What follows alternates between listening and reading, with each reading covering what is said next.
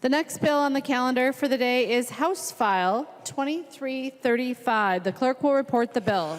House File number 2335, number 1 on the calendar for the day, an act relating to housing, establishing budget for the Minnesota Housing Finance Agency, the third engrossment.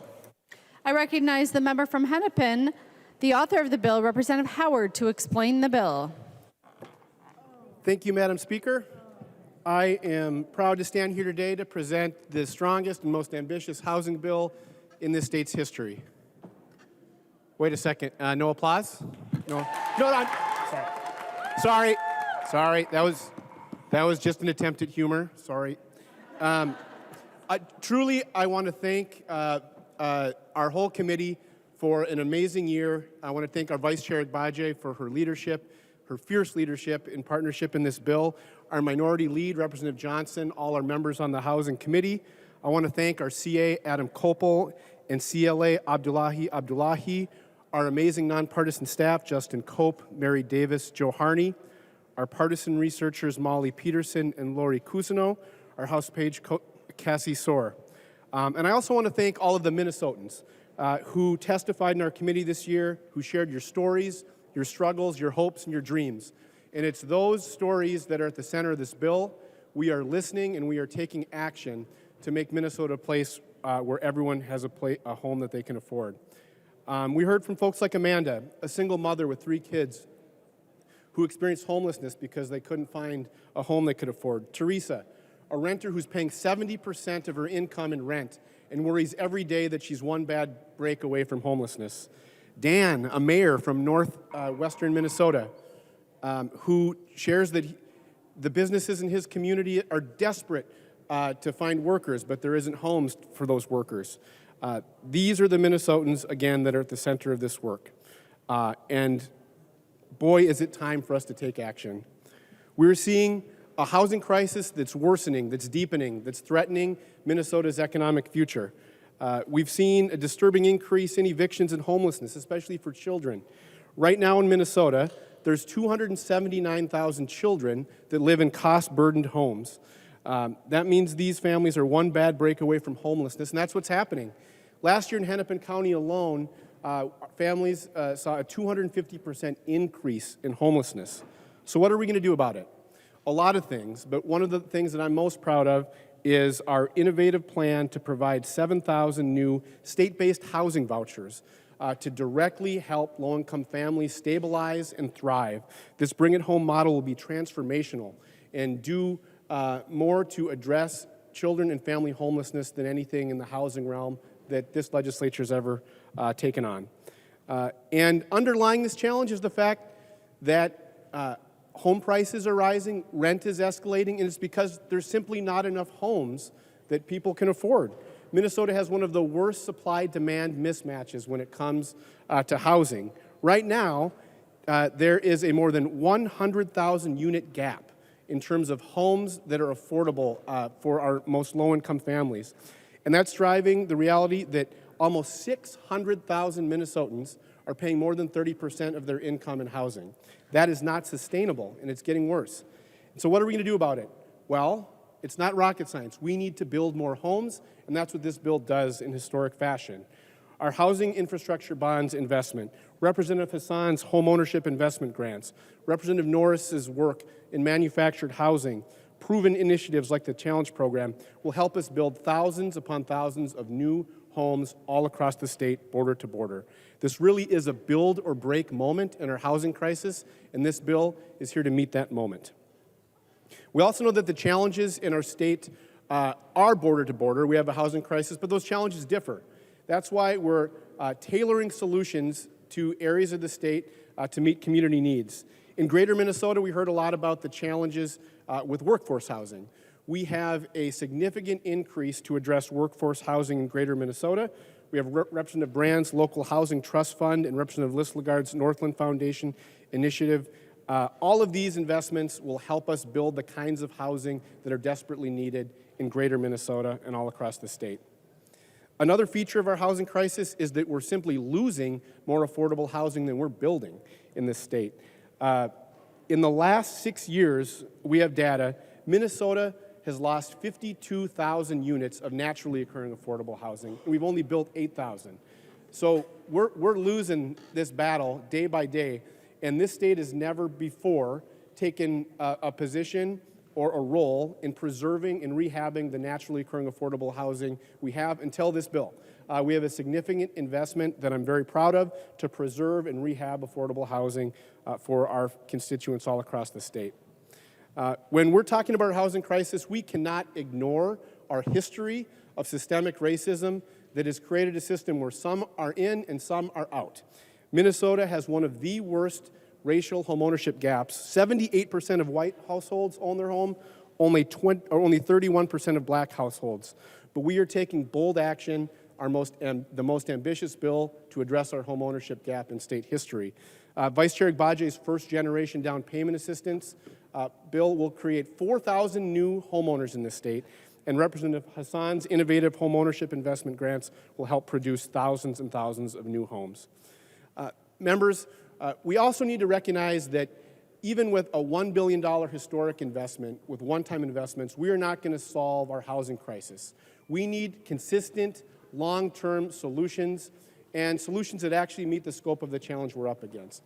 That's why this bill also includes a quarter-cent metro-wide sales tax, which will help us produce more than 1,000 new rental units per year, more than 1,000 affordable homes to own, and more than 3,000 state-based vouchers in the metro area to help families stabilize. This bill represents what I think all of us know, that everything starts at home. We cannot thrive unless we have a safe, accessible, safe place we call home. And this bill puts us on course to make that a reality for all Minnesotans. I really look forward to passing this bill tonight and the discussion and hopefully the support of this body. Thank you, Madam Speaker. There is an amendment at the desk. The clerk will report the amendment. Nash moves to amend House Bill number 2335, the third engrossment. The amendment is coded A29. The member from Carver, Representative Nash. Thank you, Madam Speaker. Thanks, Mr. Chair. I enjoyed our time in committee. I think we all do have a very much aligned goal. I think we get there somewhat differently. And what this amendment seeks to do is, the chair is giving a lot of money to MHFA, and I think it's not an unreasonable request for us to ask how they're going to be staffing up to accomplish that.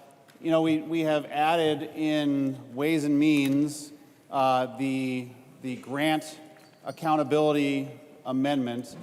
I think that it's, again, a good idea if we can find out how many people are going to be doing this for the agency. And Mr. Chair, I think that this, I hope, is viewed as a friendly amendment, because they're going to be getting lots and lots and lots of money. And I think that it's a good idea for us to be able to say to the people of Minnesota that after a $1 billion appropriation from you, that we should be able to probably find enough money to generate a report.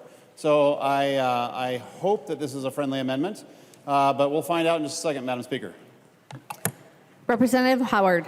Thank you, Madam Speaker. Thank you, Representative Nash. I, too, enjoyed our time on the Housing Committee together and believe that there's a lot of shared concern that housing is so vital for our future. I would encourage a yes vote on this amendment. I would note Minnesota Housing is already required to report on their agency operating budget on an annual basis, but this is, as you said, a big new investment. I think this amendment makes sense. I would encourage a yes vote. Representative Nash. Thank you, Madam Speaker. Thank you, Mr. Chair. Members, vote green. All those in favor of the Nash amendment, please say aye. Aye. Those opposed, please say no. No. The motion prevails. The amendment is adopted. There is an amendment at the desk. The clerk will report the amendment. Nash moves to amend House Bill number 2335, the third engrossment as amended. The amendment is coded A31. The member from Carver, Representative Nash. Thank you, Madam Speaker. Mr. Chair, another variation on the theme, a very, very similar amendment in its intent, and I want this to be an annual report until the money that is appropriated has been effectively spent. And I believe we heard in committee a number of times that some of the appropriations that will be here in the bill may not all be spent in a very short amount of time, that they will be carried on forward. So I hope that we can be collegial on this one as well. and say that, again, after $1 billion of appropriation, a report back on where we are as having a little check-in would be an appropriate measure. Thank you, Madam Speaker. Representative Howard. Madam Speaker, members, I would encourage a yes vote. I think this language might need some work in conference, but I appreciate the spirit of it and would encourage a yes vote. All those in favor of the amendment, please say aye. Those opposed, please say no. The motion prevails. The amendment is adopted. There's an amendment at the desk. The clerk will report the amendment. Nash moves to amend House File Number 2335, the third engrossment as amended. The amendment is coded A37. Representative Nash. Thank you, Madam Speaker. I would request a roll call on this. Representative Nash requests a roll call. Seeing 15 hands, there will be a roll call. Representative Nash. Thank you, Madam Speaker. And Mr. Chair, this is the bill that we have agreed to have a conversation on. I think that the conversation around municipalities having an aesthetic mandate requirement of many of the, and not all cities, but many cities. And what we've found from research by realtors, Zonda, Zillow, many other places, is that when aesthetic mandates, and that is effectively a brick facade, or shutters, or requiring a third stall garage, or anything that isn't integral to the efficacy of the house itself or the home itself, those are optional items that, from my estimation, should be completely individually chosen. So if I want brick, or I want cedar siding, or I would like stone, or I would like to have a third car garage, maybe I'm a shutter guy. That should be my choice, not a requirement from the municipality. Members, what we found is that for every $1,000 that are added to the price of a home, that prices 4,000 people who are potential buyers out of the market. Now, let's put that in aggregate so that you have stone, you have shutters, you have that third car garage, maybe you have a certain type of textured concrete or stained concrete that's a requirement, maybe you have picket fences, or there's a myriad of things that could be a possibility. When that's a prescriptive element from the city, the market forces really aren't able to be borne out. And if I'm that buyer and I would like to buy this house, but maybe I just like a plain house, maybe I'm a minimalist, I don't get to do that. So with this amendment, we're trying to say that an individual should be able to say to the builder when they're building it, I would like these 4 things, but I don't want these other 9 things. And we've talked about local control a lot, and this year I seem to be the huckleberry for local control in all the different committees I'm in. There are times that local control is incredibly, incredibly important, and I have defended that on some of the bills that you all have carried. But there's also an element that I like to call local out of control. And local out of control means that prescriptiveness beyond what a reasonable buyer would like to do is something that we should not do or make them do. So I hope that we can support this, Mr. Chair. I know that we're going to schedule, after you all pass this tonight, we're going to start talking about when we can have that informational hearing that you promised me. But I think that this is a very good part of that quadratic equation that I talk about that we all love to hear. No one bill that we bring, including many of the elements that you have in your bill, Mr. Chair, no one part of that is the solution to housing. We're basically the worst housing market in the country. We are number 50 out of 50 states. We're not building enough starter homes. We don't have enough apartment buildings. We don't have enough places. And Mr. Chair, that's where you and I are aligned. I want to make sure that everybody on your side knows that I recognize each of these things is a huge portion of the solution. But as with any quadratic equation, you have to solve different parts of the equation in order to get the entire answer right. This is one of those things. I hope we can vote green, and I have requested a roll call, and I would love your support. Representative Howard. Thank you, Madam Speaker. Representative Nash. Representative Nash, I agree with almost everything you said. I do think we need to be looking at taking a yes-and approach and looking at the state's role in local planning because we do have a role, I think, in a conversation can help us create more housing that is affordable. I do think that's more appropriate for a conversation in the interim to do good bipartisan work on what is a pretty thorny, tough issue. We did hold a hearing on a version of this, Representative Elkins' bill. I'm hoping that gives us momentum as we move forward into the interim, but I would encourage a no vote on the amendment. Any further discussion on the amendment? Seeing none, the clerk will take the roll on the amendment.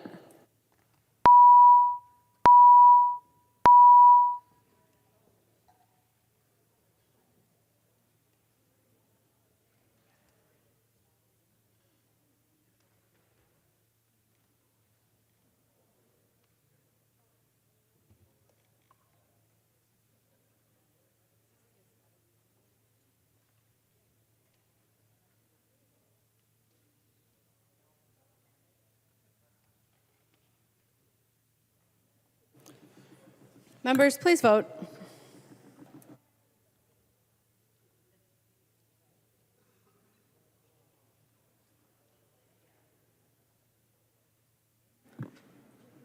The clerk will close the roll.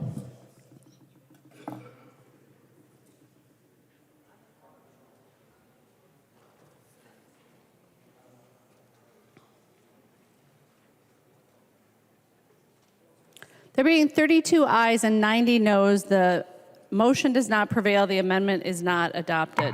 There is an amendment at the desk. The clerk will report the amendment. Nash moves to amend House Law Number 2335, the third engrossment as amended. The amendment is coded A43. Representative Nash. We're on a roll. Thank you, Madam Speaker. Members, this is another part of the conversation to talk about do park dedication fees have a quenching effort on how cities and housing and developments work?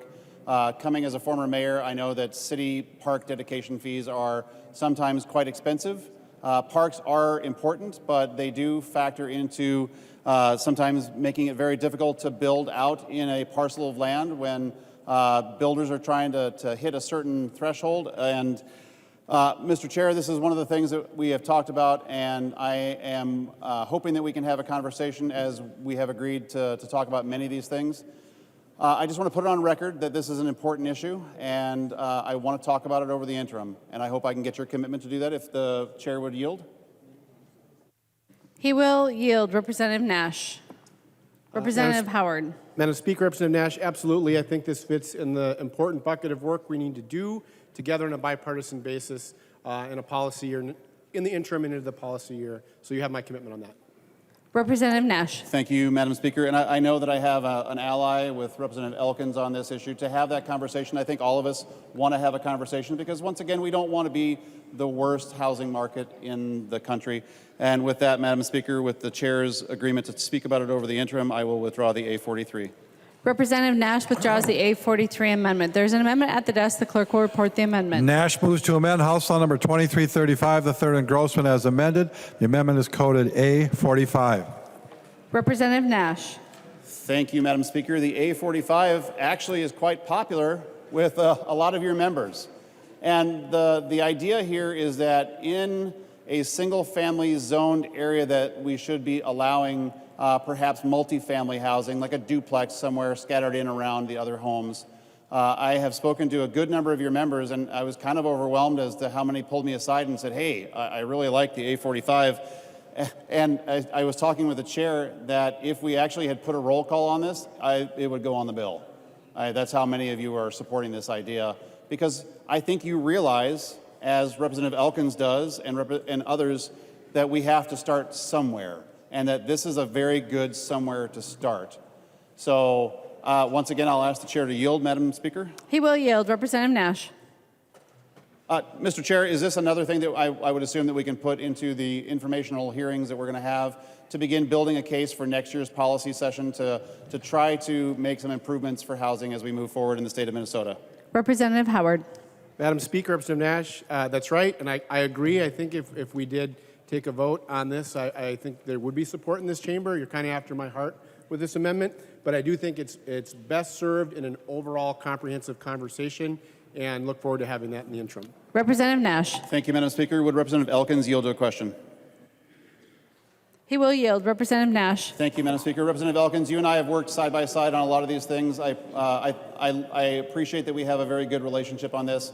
Can I count on your support to get this done over the interim, to have hearings and bring forward stakeholders that we both have relationships with?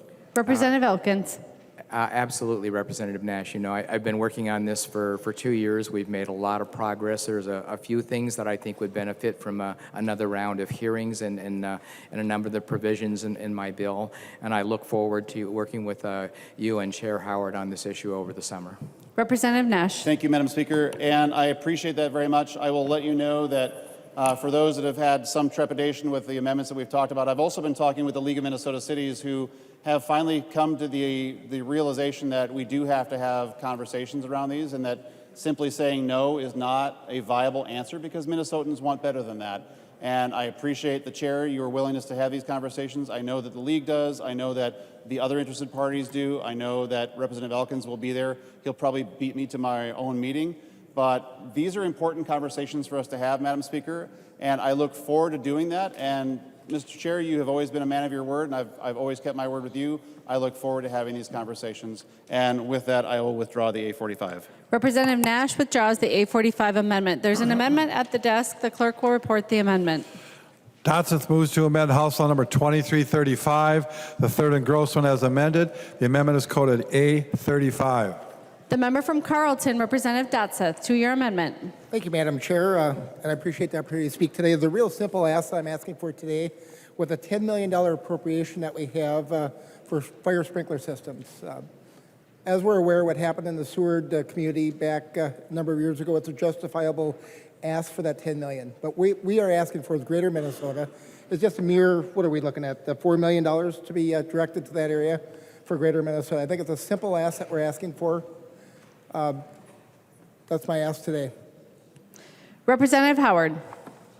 Madam Speaker, Representative Dotseth, I think you may be speaking to a different amendment. The A35 deals with Greater Minnesota workforce housing. We're in the sprinkler system.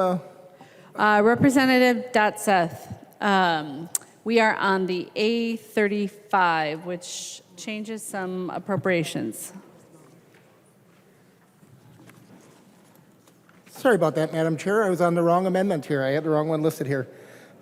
Workforce development. I think that's a real good ask to ask for here, is we're just looking for to move money from workforce development. Greater Minnesota has been lacking for many years. And I think we found that that's an area that has been lacked as far as a need for money is appropriated in that area. And what we are asking for is moving monies into workforce development from the Community Stabilization Program. And fellow chair. Representative Howard. Speaker Hortman, Representative Dotseth, I would encourage a no vote. We are appropriating, I would note, $40 million additionally to the Greater Minnesota Workforce Housing Program in this bill. That's a 10x increase. The pot of money that this amendment would take from our NOAA Impact Fund is important. It does rehab and preservation all across the state, so I would encourage a no vote. Representative Dotseth. Respectfully, Chair Howard, I do ask for a roll call on this. We look at a $17.5 billion surplus right now. Representative Dotseth requests a roll call. Seeing 15 hands, there will be a roll call. Representative Dotseth. Thank you, Madam Chair. We've got a $17.5 billion surplus right now. I think there's a reasonable ask to actually have some money appropriated and shifted over into workforce. As you're aware, there's a lack of housing. I think we've came to that agreement through a committee many times, that there's a lack of housing and workforce housing up in our Greater Minnesota and all of Minnesota. And I think it's a real good ask, and I would ask for your reconsideration on that. There's a good vote. Vote green. Any further discussion on the Dotseth amendment? Seeing none, the clerk will take the roll on the amendment.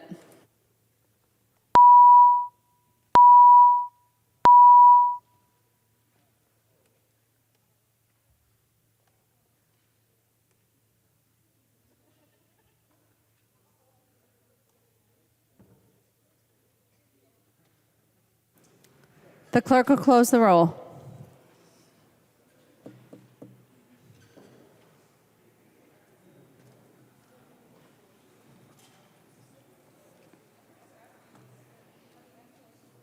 There being 56 ayes and 70 nays, the motion does not prevail. The amendment is not adopted. There's an amendment at the desk. The clerk will report the amendment.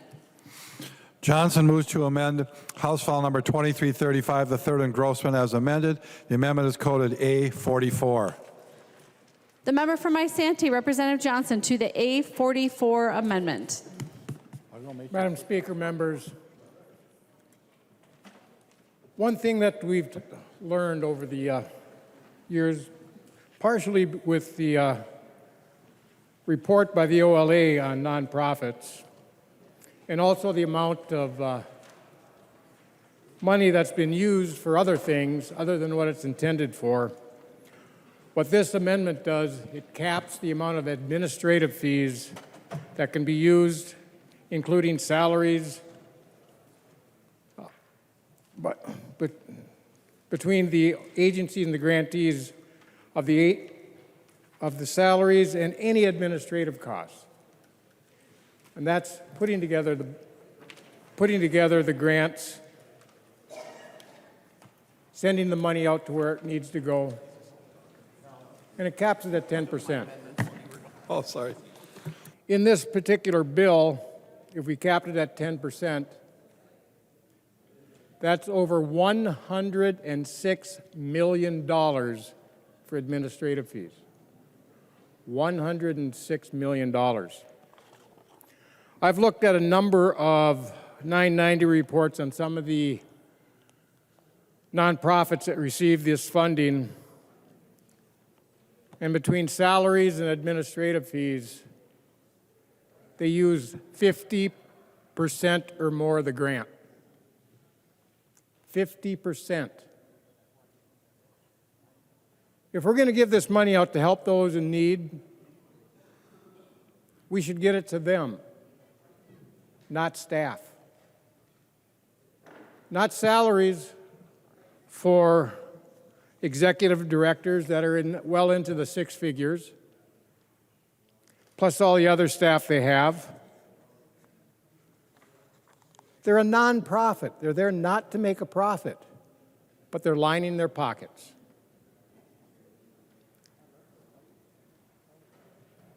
In the Office for Justice, the administrative fees are capped at usually at 3% or less. I was generous. I went 10% here because right now there isn't a cap. So I do ask that you accept this amendment. Chair Howard, I know we've had some discussions, had some good discussions, but I think it's important that we get the money to the people that need it. There's an amendment to the amendment. The clerk will report the amendment. Howard moves to amend the Johnson amendment to House File Number 2335, the third engrossment as amended. The amendment is coded A47. Representative Howard. Thank you, Madam Speaker. The amendment to the amendment simplifies the amendment, Representative Johnson's, but maintains the intent, which is to make sure that we're directing as much resources as we can to get where it needs to be to make impact in our community. The blanket nature of it still means we probably need some work on it in conference, but I would encourage a yes vote. Any further discussion on the amendment to the amendment? Representative Johnson. Speaker Hortman, Representative Howard, I understand your amendment, but this will set it up so who knows how much they could use for salaries. Who knows how much executive directors of these nonprofits can make, and take away the funding for the people in need. Vote no against the amendment to the amendment. Any further discussion? Seeing none, all those in favor of the amendment to the amendment, please say aye. Those opposed, please say no. The motion prevails. The amendment to the amendment is adopted. We are on the underlying Johnson amendment. Any further discussion to the Johnson amendment as amended? Seeing none, all those in favor, please say aye. Those opposed, please say no. The motion prevails. The amendment is adopted. There's an amendment at the desk. The clerk will report the amendment. Myers moves to amend House File Number 2335, the third engrossment as amended. The amendment is coded A21. The member from Hennepin, Representative Myers. Thank you, Madam Speaker. Members, I request a roll call on this. Representative Myers requests a roll call. Seeing 15 hands, there will be a roll call. Representative Myers. Thank you. So this amendment is going to request that we take $6 million to convert unused public facilities and turn them into housing alternatives. So this would help homelessness, this would help our seniors, this would allow local cities to request grants to address those issues they have in their backyards.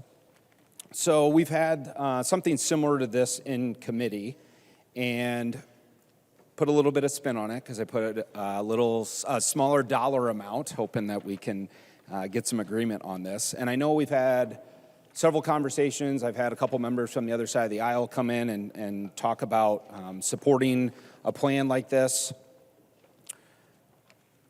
Sitting on the bonding committee, I actually heard Representative Erdahl have two bonding requests for two of his schools that were not being used anymore. And they came in and gave a pretty good plan as how they could convert those schools into housing in their communities. And for me, this is kind of how it came about to offer this in Housing Committee. I think this gives an opportunity to show efficiency by using current building structures that we have and spread those dollars out as much as possible.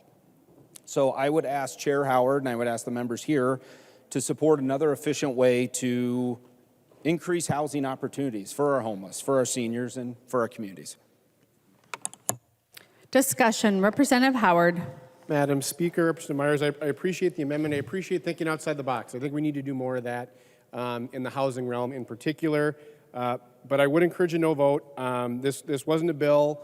I think we should do some work on this in the interim. It also is taking money from FHPAP resources for our families in need. So I would encourage a no vote. I do look forward to working on this issue because I think it's an idea worth pursuing. Any further discussion on the amendment? The clerk will take the roll on the amendment.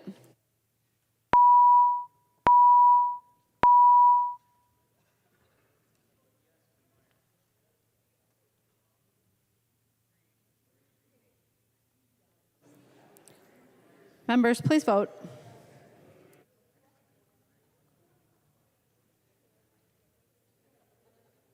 The clerk will close the roll.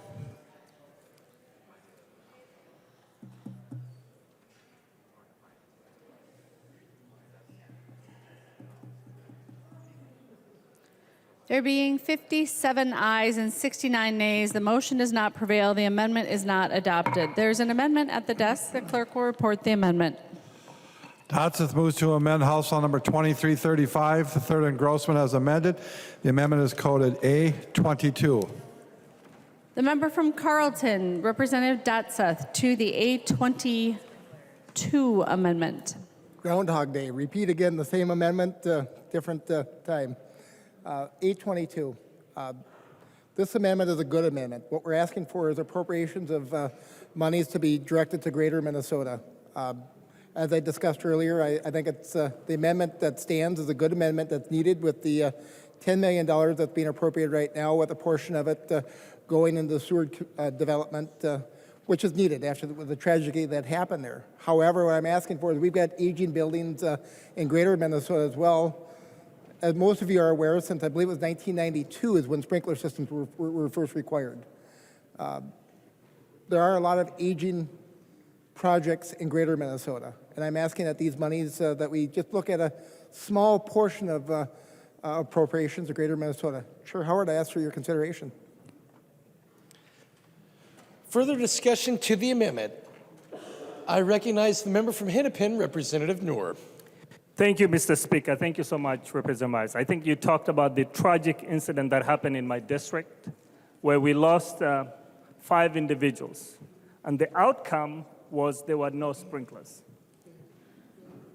You know, when we drafted the bill, there were no resources that we allocated for when we passed the sprinkler bill for high-rise building in public housing.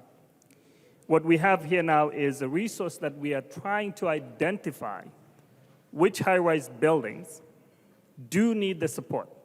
And in fact, in the other bill, I think there was a requirement for cities to work with the state fire marshal to identify which buildings do require sprinklers so that we can retrofit those buildings. If they're specific buildings, I will urge you to make sure that you get connected with the department so that they can receive this direct appropriation. You know, they can apply for the resources, whether they're private or a nonprofit. I hope you will support that process so we identify which buildings do need the sprinklers. Then we can allocate those funds. And quite frankly, I will promise you that I'll fight for every building in the state of Minnesota to be retrofitted so they have sprinklers and we can save lives. Please vote no for now so we can make sure that we identify which buildings do need sprinklers. Thank you, Mr. Speaker. Further discussion to the A22 amendment, Representative Dotson. Thank you. As I expected to hear that, but I would ask that Greater Minnesota, there's needs as well.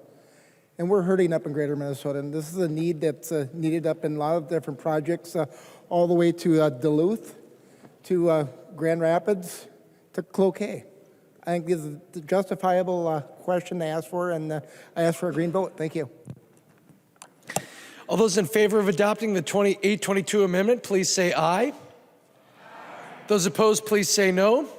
No. The motion does not prevail, and the 822 amendment is not adopted. There's an amendment at the desk. The clerk will report the amendment. Myers moves to amend House Bill number 2335, the third engrossment as amended. The amendment is coded A42. I recognize the author of the amendment, the member from Hennepin, Representative Myers, to explain the A42 amendment. Thank you, Mr. Speaker. Again, I will request a roll call. Representative Myers requests a roll call vote, seeing 15 hands, so there will be a roll call vote. Representative Myers. Thank you. You know, housing affordability is one of the pillars of that committee.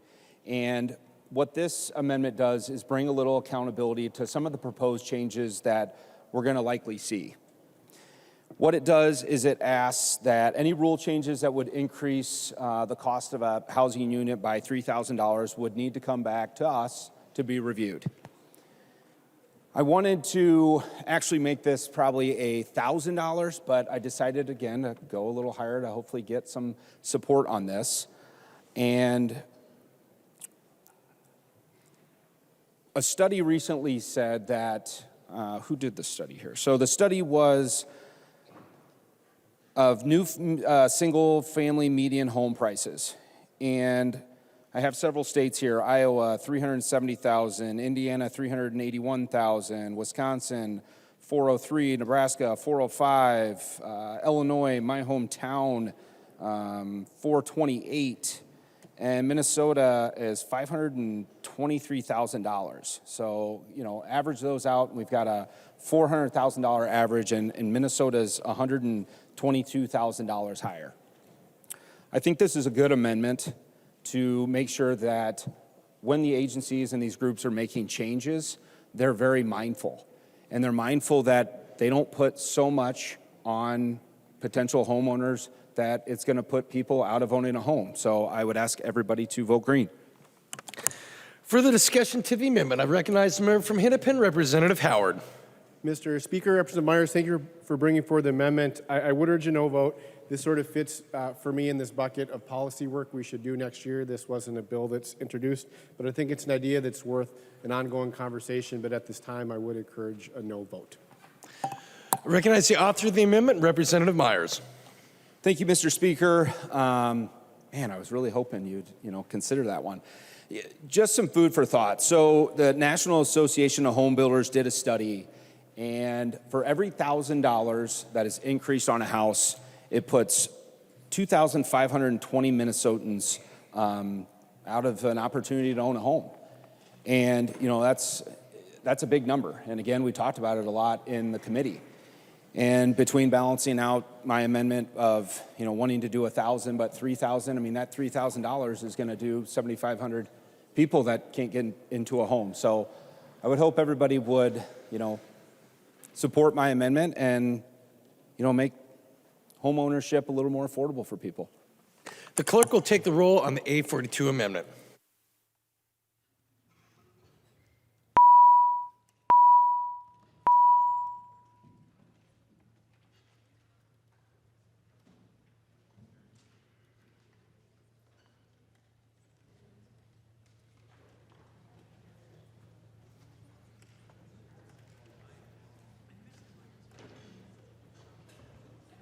clerk will close the roll.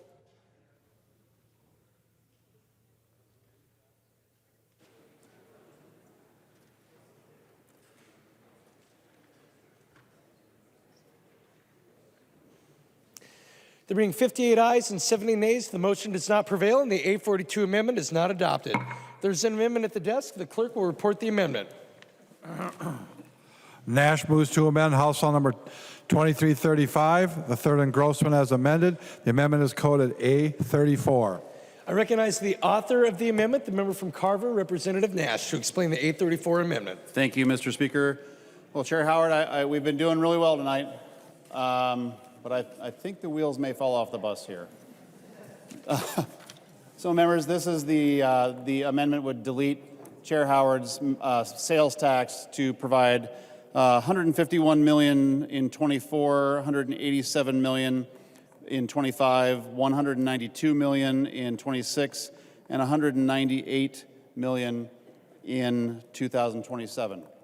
So for those that weren't watching, and not everybody does, Chair Howard got a target of $1 billion.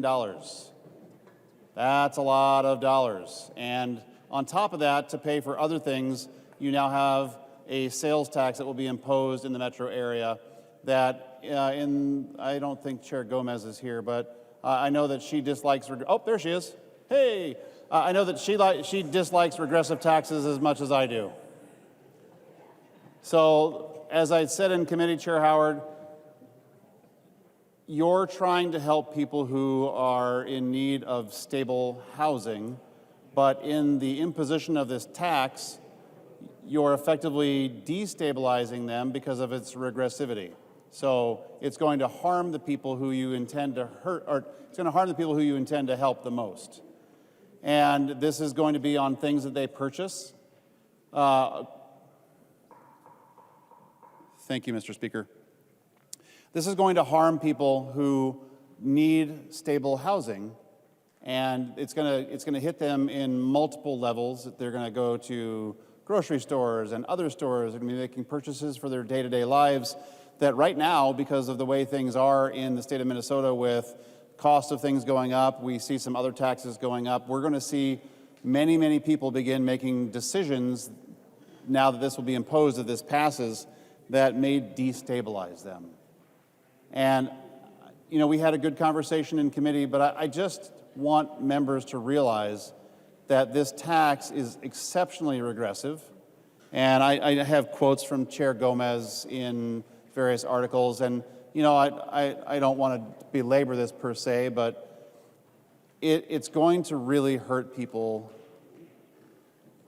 the very ones you're trying to help. And Chair Howard, I know you have great compassion for people. We've had a lot of alignment in committee to make sure that people can find that place that I call the North Star, that they have a home.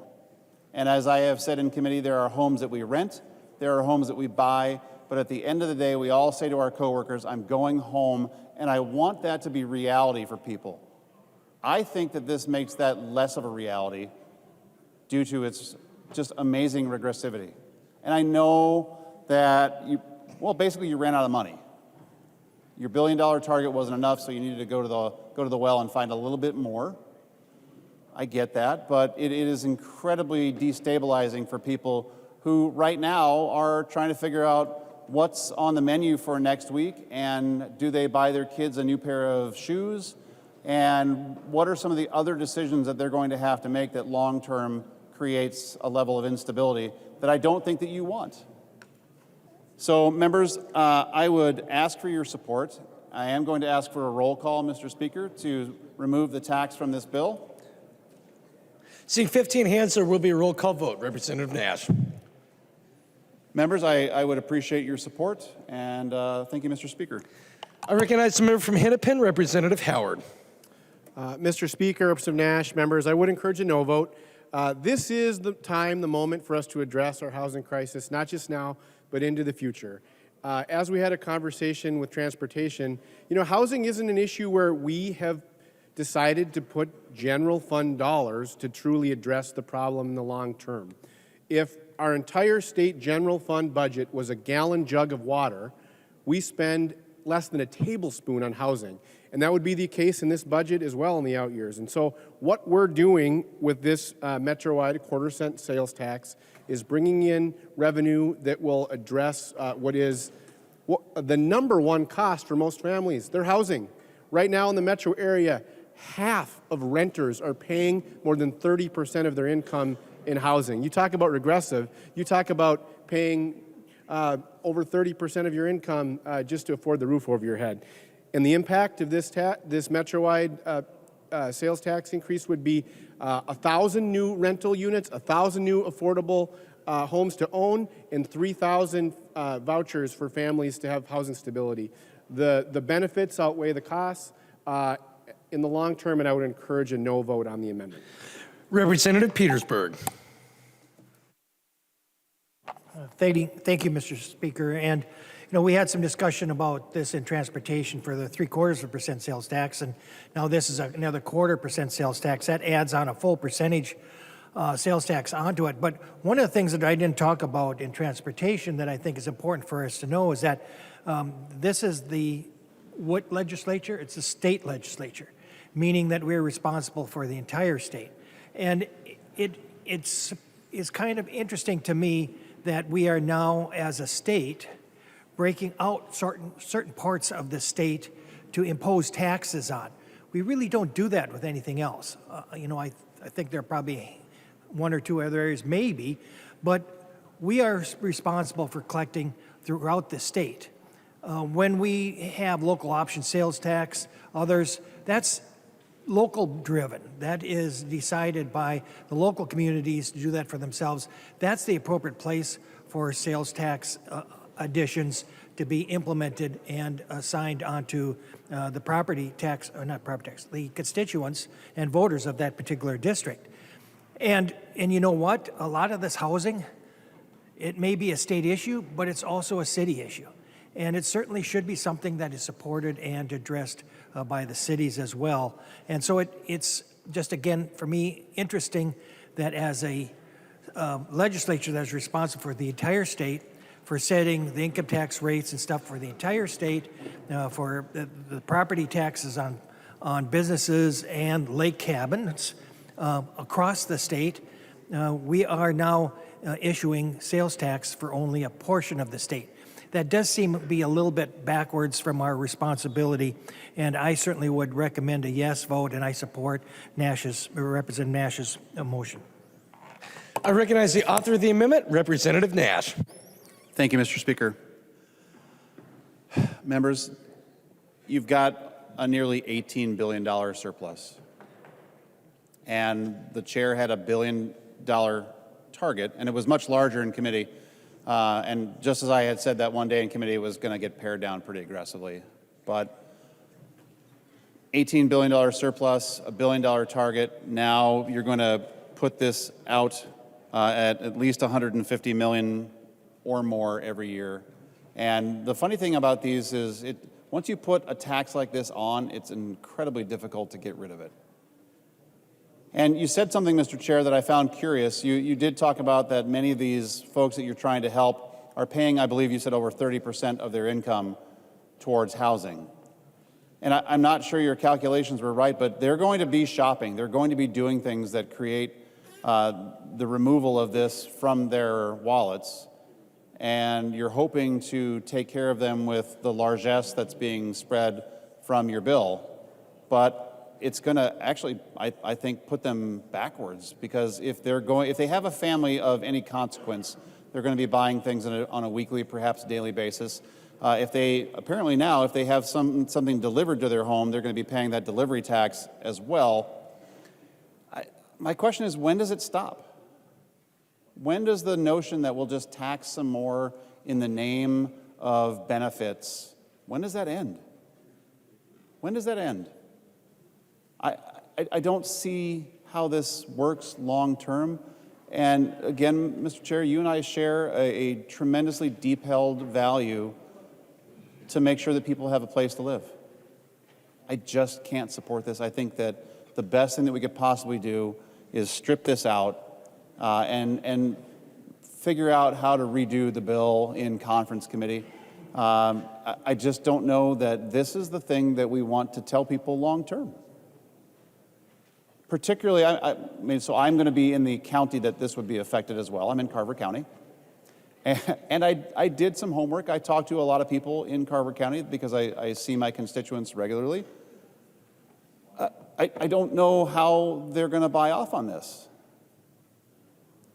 I don't know how they're going to support this. You know, and I talked to people in both sides of, well, there's now 3 districts that strand Carver County. I have talked to people in Representative Ream's district. They don't support this. I've spoken to people in Representative Harder's part of the county. They don't support this. Again, we all are concerned about how do we take care of people. But this is an unbelievably regressive tax that's ultimately going to wind up harming people. I don't know how to move forward with that. Would Representative Ream yield to a question? Representative Ream will yield to a question. She will yield. Representative Nash. Thank you, Mr. Speaker.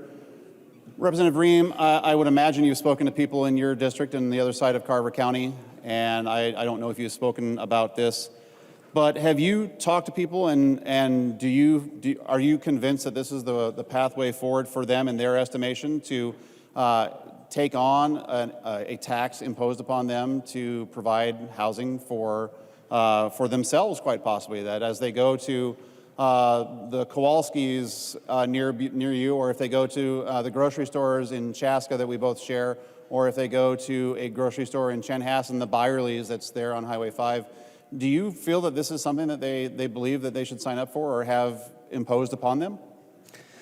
I recognize the member from Carver, Representative Ream. Thank you, Mr. Speaker and Representative Nash. Yes, I have spoken to my constituents, and they are in favor of help for housing in my area. There are a number of people who have had to move out of my district because they cannot find affordable housing. A lot of older people aren't able to find affordable housing after their kids have grown and they're empty nesters, and they end up moving out of my district, unfortunately, because we can't find affordable housing for them. So yes, I have talked to them, and yes, they do feel a need for this. Representative Nash. Well, thank you, Mr. Speaker. Well, I guess, Representative Ream, we are talking to different people in your side of the district. Members, this, again, an incredibly large budget that you have, a target. I think your last year's target was $100 million, and now we're at $1 billion. Astronomical growth. And on top of that, now you're going to impose a tax on the very people that you're trying to help. Members, I can't see how folks would support this, but I guess we're about to find out. Thank you, Mr. Speaker, and I did have my roll call put on. Representative Nash, you have requested a roll call vote. Thank you, Mr. Speaker. The clerk will take the roll on the 834 amendment.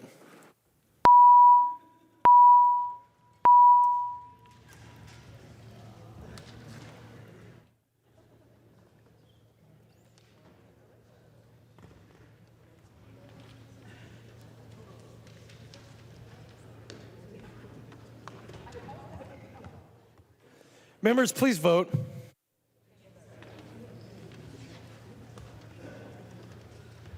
The clerk will close the roll.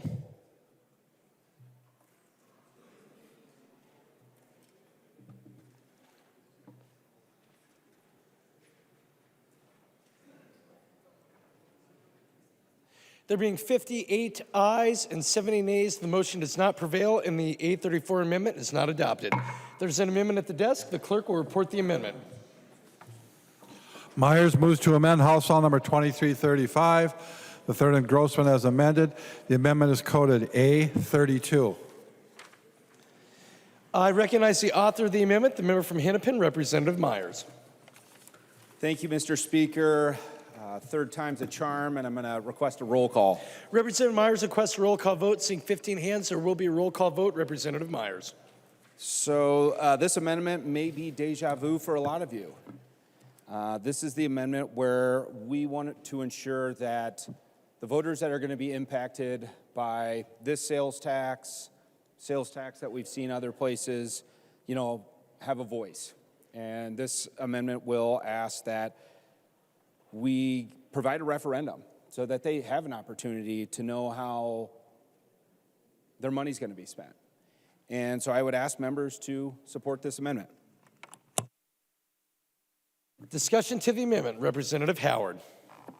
Mr. Speaker, members, I want to channel Representative Hornstein from earlier today. This is really a California amendment. Do we want to be like California? And so I would encourage a no vote. We're elected to make decisions, and I think we've been elected here to tackle our affordable housing crisis, and that's what this bill does. I recognize the member from Waseca, Representative Petersburg. Thank you, Mr. Speaker. And whereas it may seem like it's from California, got to remember that this really is a local option sales tax only initiated by the state. Okay, it's a local option sales tax. Guess what happens with all other local option sales tax here in the state? They have to go through by a referendum. It's what we claim as being and wanting people to have local control, local options for us to figure out what's going on. It makes sense that if somebody that the people that live in a particular city are going to have their taxes increased by somebody in the state level at least, that they ought to have an opportunity to say, yes, we agree with it or not. Remembering that what you're saying over on the other side is that this is best for the state and it's best for the city. Well, that's our opinion. And our opinion certainly is valid here, but it's not necessarily valid in the jurisdiction of those that are going to have the tax imposed. So it makes sense to have it as a referendum. It makes an opportunity for people to weigh in to actually verify whether or not what we think is best and what you think is best is the same as what they do. It makes sense for us to have a local control. So it may seem like this is California if you want to use that example, but the point is local option sales tax, local option sales tax, local option sales tax is still locally voted on. And that's exactly what this is. We can claim it's something different because the state's doing it, but it is being assessed only in the local area in which it's that we're assigning it to. So please vote green on this amendment. Let's make sure that the people have an opportunity to say yes or no. Representative Niska. Thank you, Mr. Speaker and members. And while I would normally agree with Representative Howard and Representative Hornstein that we don't want to follow California's lead on policy matters, I don't think we should follow California's lead on tax policy or on regulatory policy. And generally speaking, we shouldn't follow California's lead when it comes to just opening the door willy-nilly to referenda. I do think we should make an exception when we're talking about raising taxes on Minnesotans in a time of a record surplus. I do think we should do that because, frankly, from the conversations I've had with Minnesotans, I think that Minnesotans were sold a bait and switch in the last election. I talked to a lot of folks across the state last fall. I talked to a lot of folks in my district. Remember, we had a projected $10 billion surplus in the fall. $10 billion. Then right after the election, it swelled to $17.5 billion. And I remember I was naive, and our new minority leader released a statement that said, $17.5 billion surplus, well, of course we shouldn't raise taxes. And I thought, why would we have to release a statement that we shouldn't raise taxes with a $17.5 billion surplus? Why would that be a partisan statement that we would release?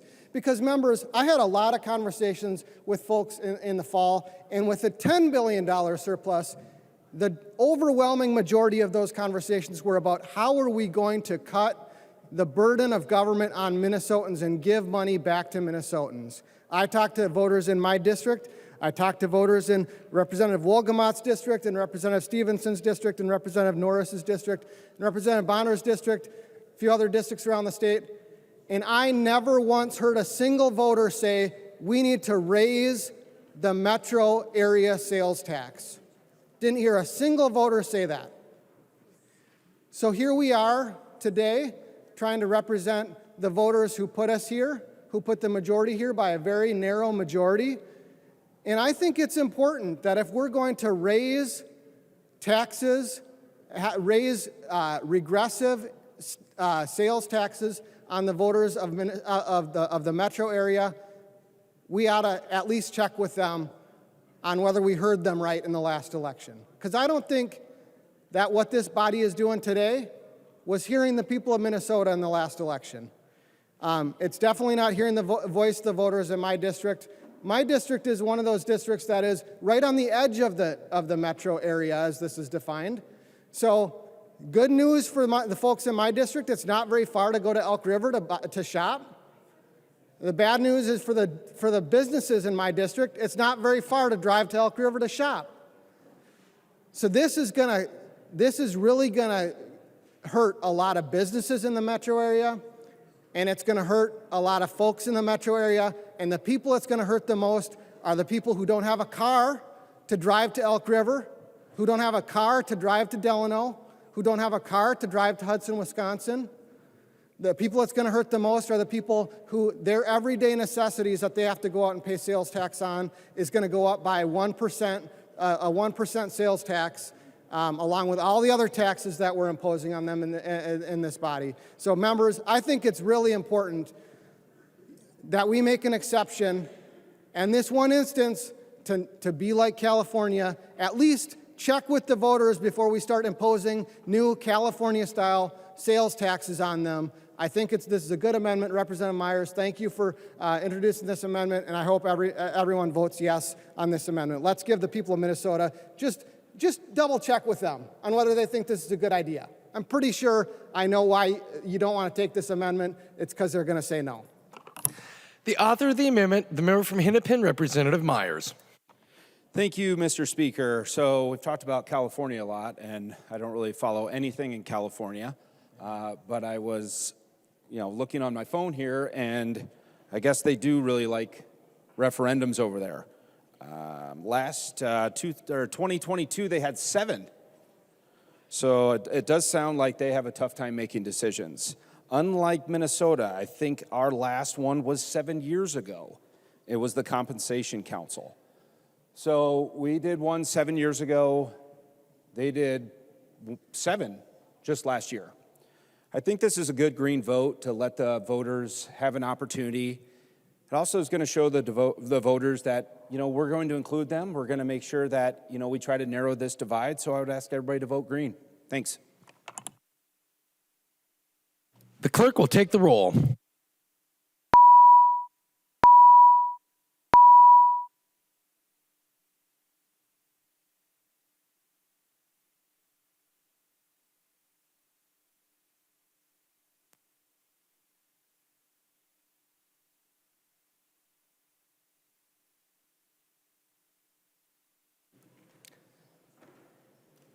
The clerk will close the roll.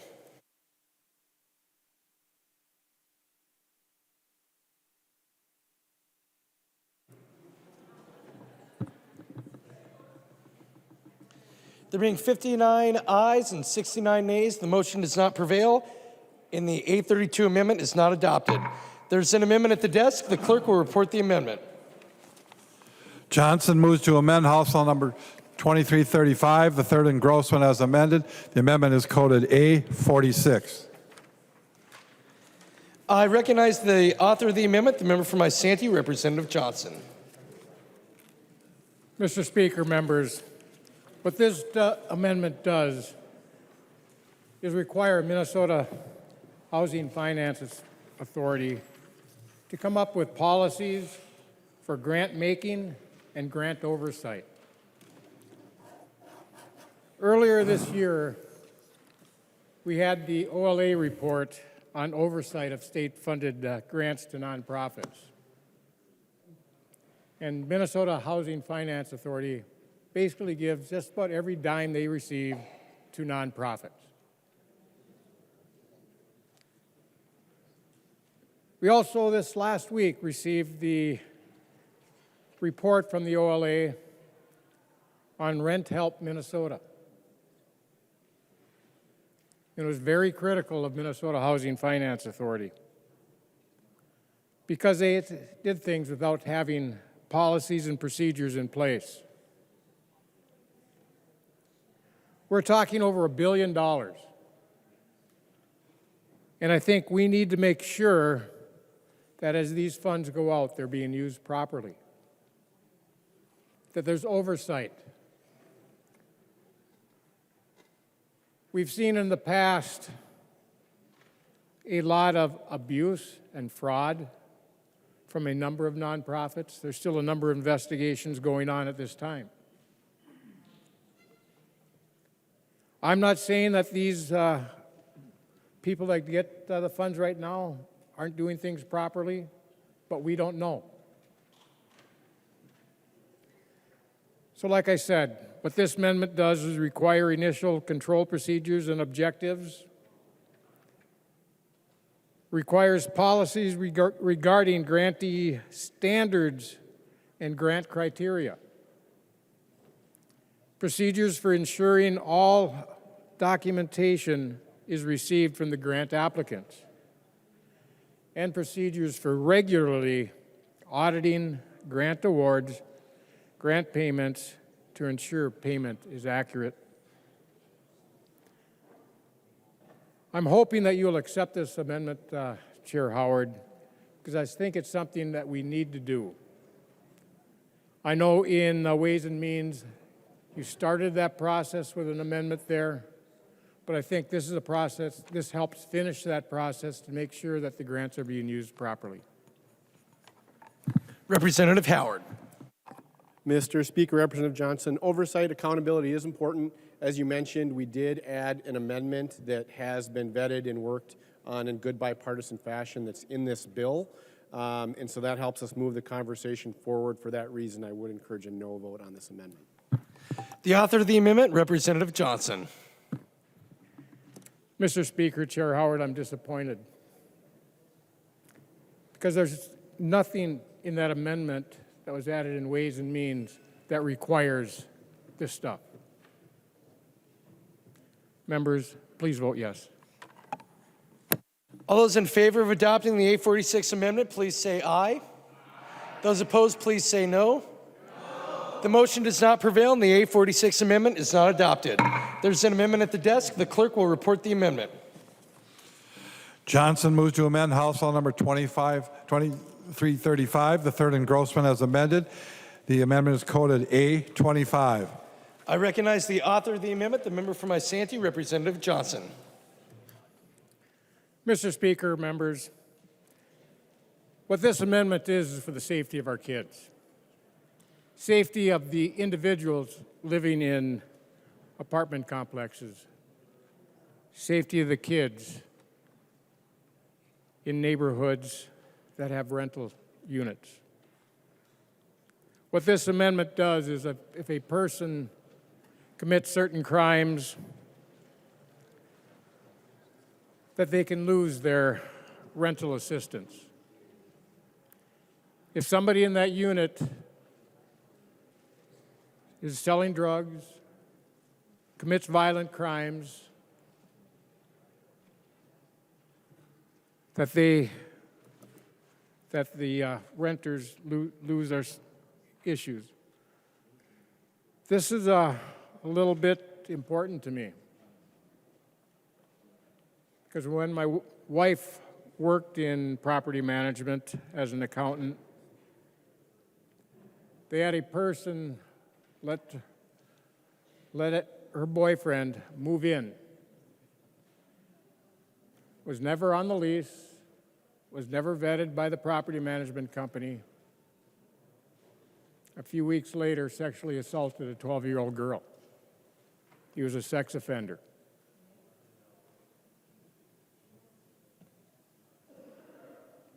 I think it's important that we make sure our kids are safe by making sure that if serious crimes are happening in these units and the tenant that's on the lease is allowing them to be there or allowing the crime to happen, the selling of narcotics, including fentanyl, which is one of the most deadliest drugs out there right now, that they lose their subsidy. They don't deserve it. They're putting others at risk for being there.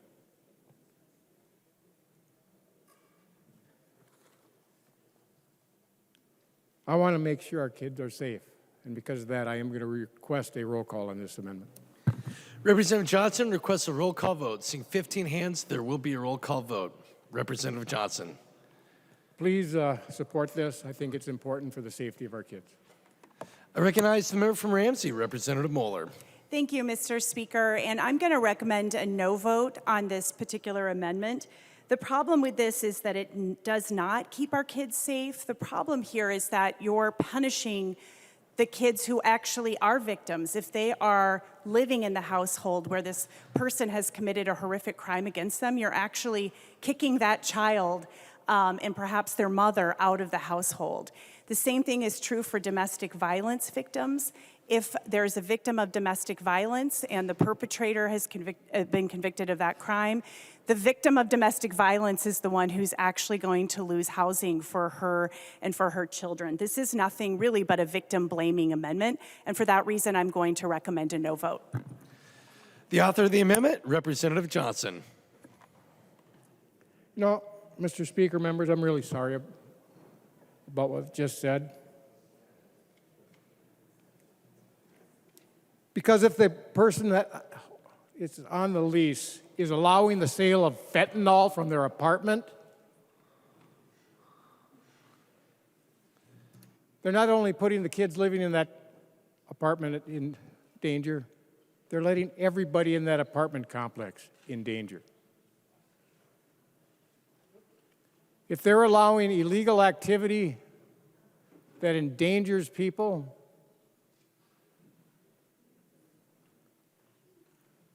why should the state of Minnesota and the citizens allow that to continue to happen? I want to protect our kids. I want to protect those kids that are in that apartment. It also keeps our community safe.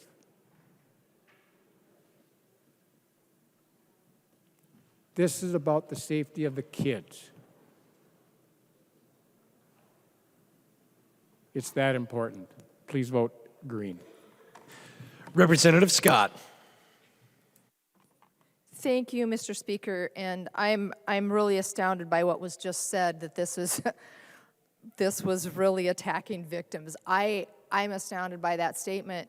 In our experience, we've actually seen where, and I don't know if there's coercion even, where a lot of times the girlfriend usually the girlfriend will lease out the apartment, and then 2 weeks later, the drug-dealing boyfriend moves in, and the housing provider is stuck holding the bag. And I've seen children in those situations, and no child should be in that household.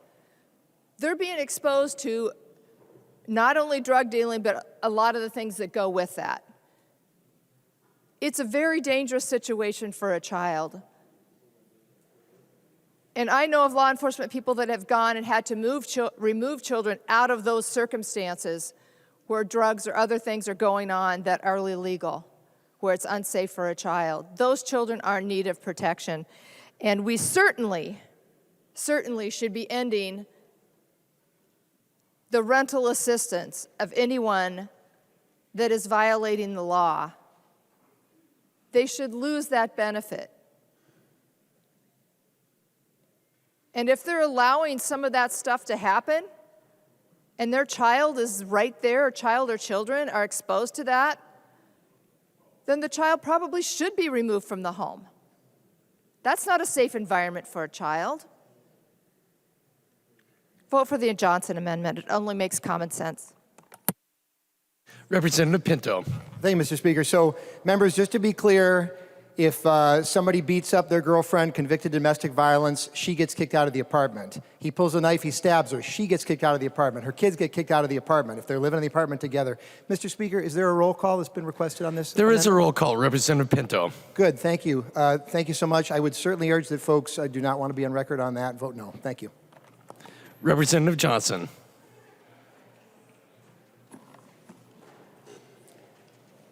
Mr. Speaker, members, this is designed to make sure that those things do not happen. To make sure that people are not committing crimes in their apartments.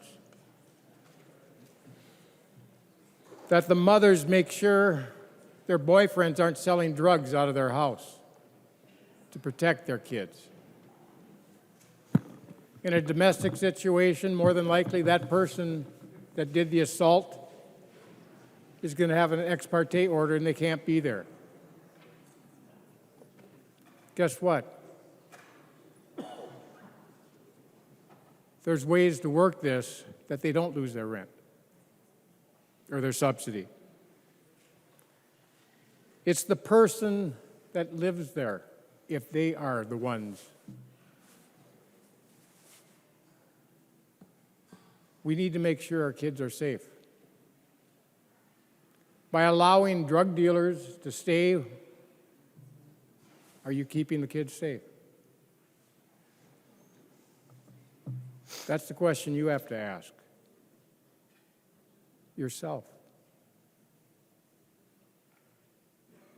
We've already had across this country where kids playing in parks are getting exposed to fentanyl.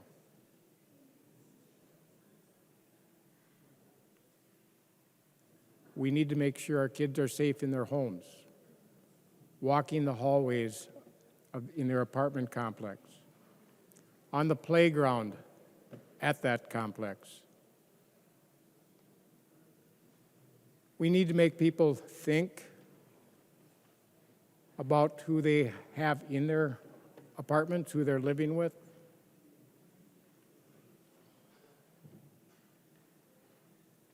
I want the kids safe. Please vote green. The clerk will take the roll.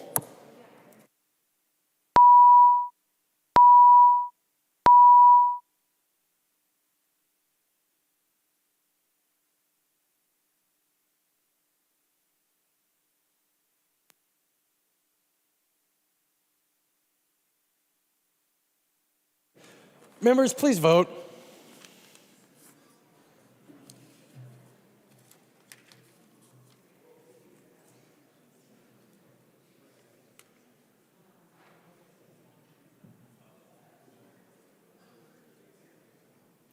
The clerk will close the roll.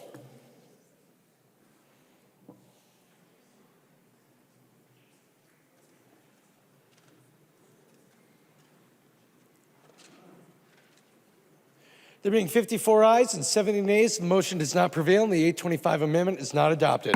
There's an amendment at the desk. The clerk will report the amendment. Johnson moves to amend House Bill number 2335, the third engrossment. The amendment is coded A18. I recognize the author of the amendment, the member from Isanti, Representative Johnson. Mr. Speaker, members, what this amendment does is requires that the grantee or the grantor must conduct site visits to assess for any items of concern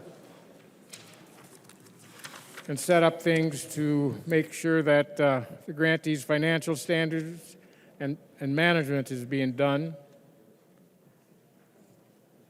Basically, to make sure that the grant is being used for what it's purpose. And the grantor shall report to the legislature no later than 15 days or no later than the 15th of January of the following year, the document in review.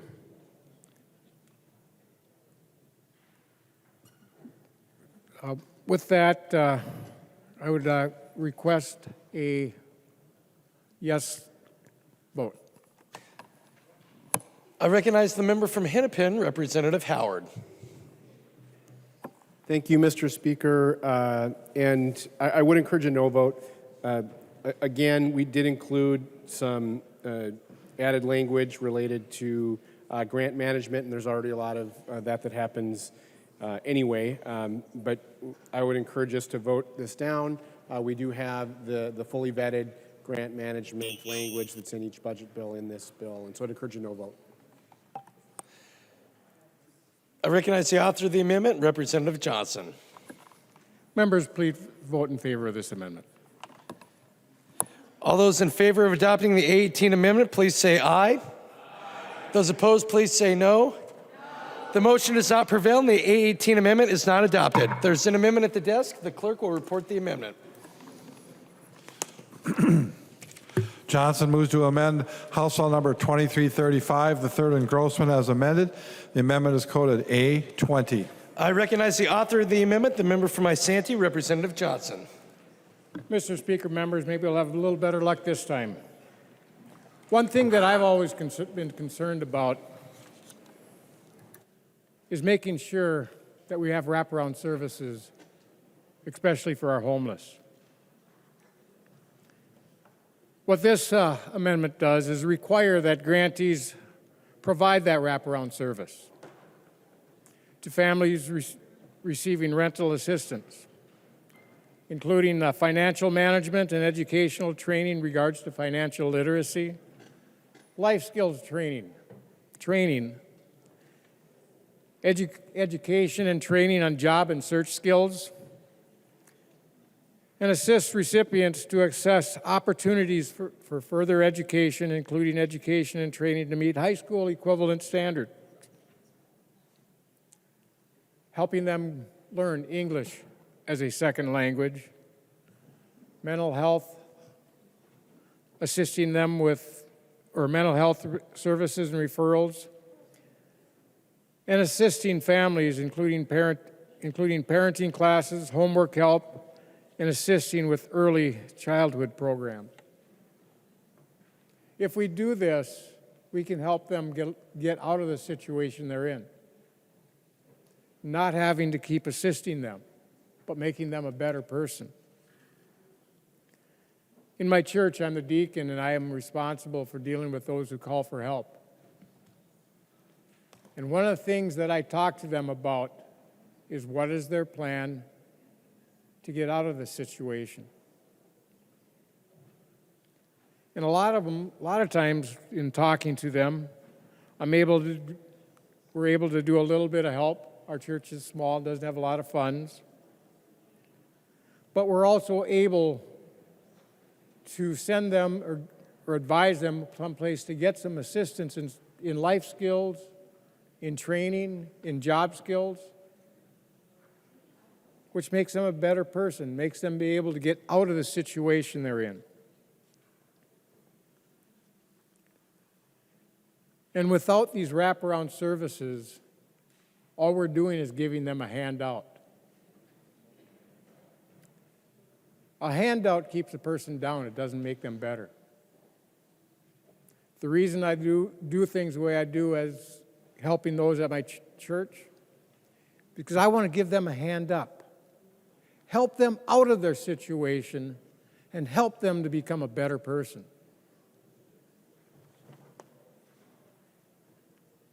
And by doing this, what's in this amendment will help them be a better person and give them some pride in themselves and be a productive citizen of this state and this country. I don't want to keep them down by giving them a handout. I want to bring them up by giving them a hand up. Please support this amendment. Representative Howard. Mr. Speaker, Representative Johnson, I do appreciate many of the wraparound services that are called out in this amendment.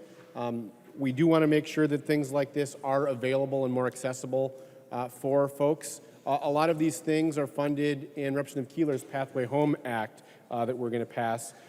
But I am going to encourage a no vote. The way this amendment is drafted is it would restrict some of the uses we want in the FHPAP program to help prevent homelessness for families. For that reason, I would encourage a no vote. The author of the amendment, Representative Johnson. Mr. Speaker, Chair Howard, I'm disappointed again. I have an amendment that'll actually help people, which Minnesota Housing Committee was trying to do. And now we're saying we're not going to help them by giving them the services they need. Yes, you have in the bill a section that gives $1.5 million for that. But that doesn't even scratch the surface of what we need. That doesn't even consider, I wouldn't even consider that a pilot project. And it's, if I remember correctly, I have to look it up again, but I think it's very local to a small area. Members, let's help these people. Let's help them, give them a hand up and not a handout. Please vote for the amendment. All those in favor of adopting the 820 amendment, please say aye. Those opposed, please say no.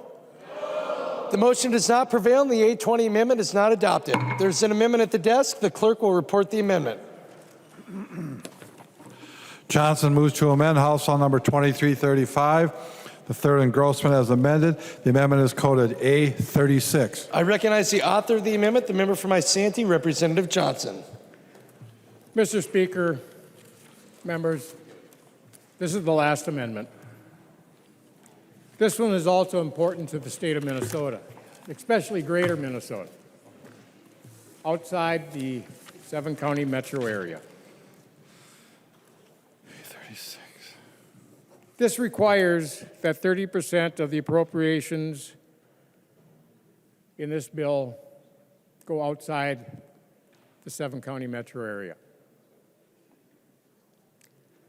The reason I brought this amendment forward is I was going through the bills and reading the Minnesota state statutes and all these grants that we have. Each different grant, most of them require only one grant given outside the 7-county metro area. One.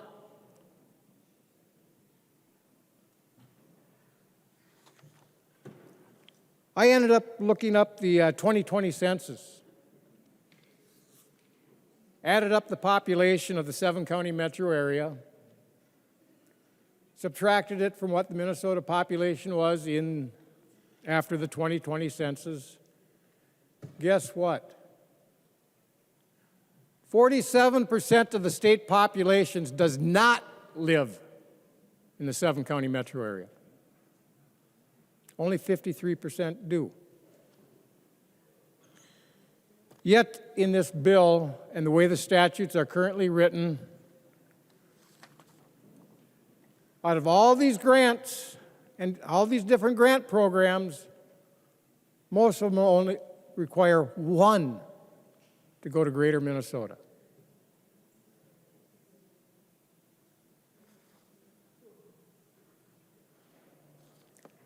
We have a $17.5 billion surplus. Over $1 billion going into this program. About half the population living outside the 7-county metro area, and the vast majority of the funds in this bill go to the 7-county metro area, mostly the 2 counties, I would imagine it's going to end up. But this is important to the entire state. Housing issues are not limited to Minneapolis and St. Paul, Hennepin and Ramsey County, or the other 5 caller counties. We have issues all over the state. There's problems in Duluth, Moorhead, Wilmer, Rochester, Winona. My church helps out with a number of homeless families in my community.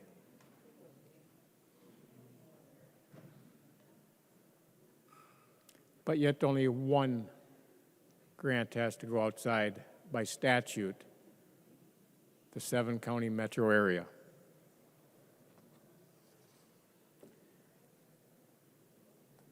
And in this amendment, it only requires 30%.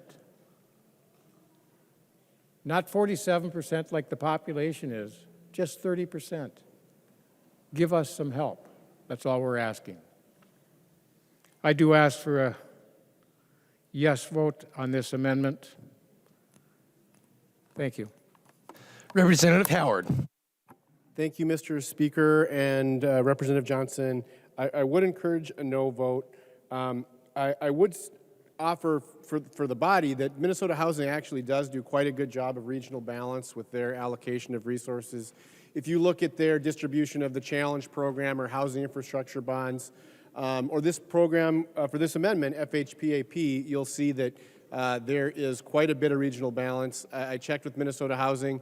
Last year, FHPAP spent 55% of its resources in the 7-county metro and 45% in greater Minnesota.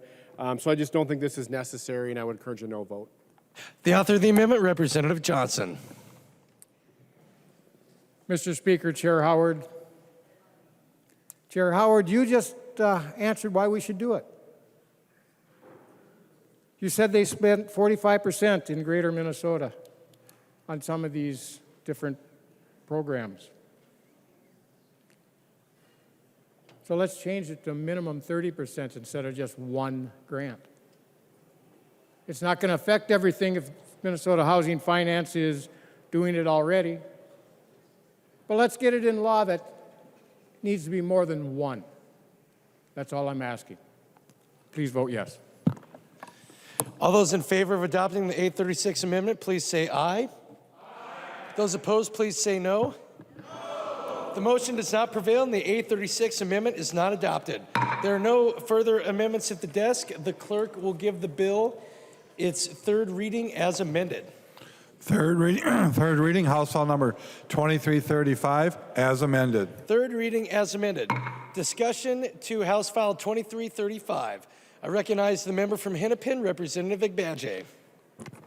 Thank you, Mr. Speaker. First, I just want to say thank you to Chair Howard. He has had a very clear vision from the beginning of how he's wanting to do housing in Minnesota this year, and working with him to ensure that more Minnesotans have safe, stable, and dignified housing has been a true honor. I also want to thank our tremendous staff. Chair went through all their names earlier today, but it's been a pleasure to work with DFL, GOP, and nonpartisan staff on this important issue.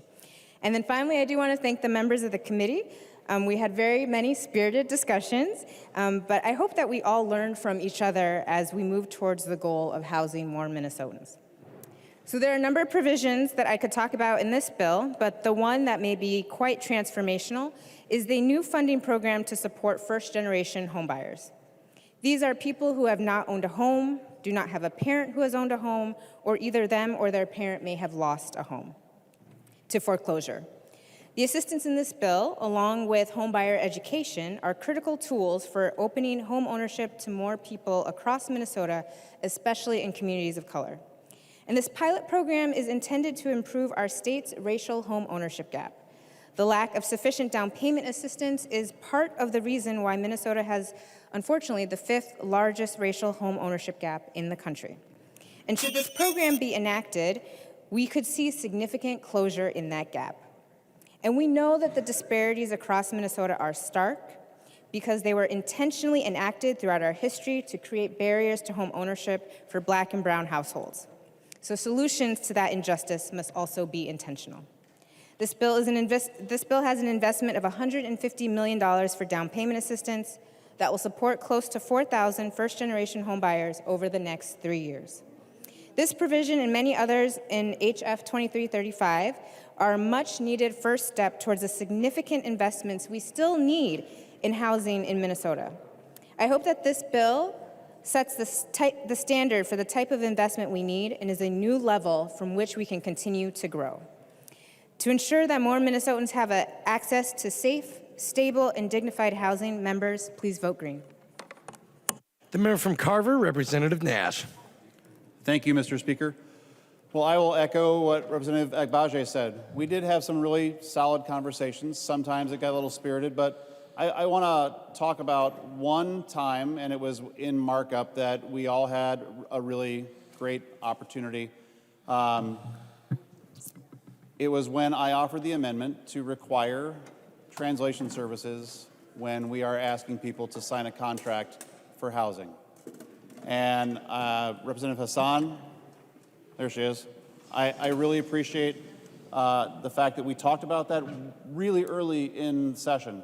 And I said, you know what, I would like to make this happen because I feel very strongly that if we're going to ask people to sign a contract that they are going to be held liable to, that they should understand in their native language what's in front of them.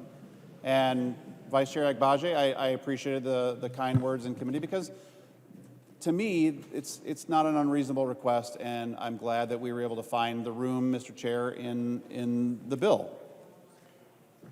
And members, you've heard me talk before about the value of the word home.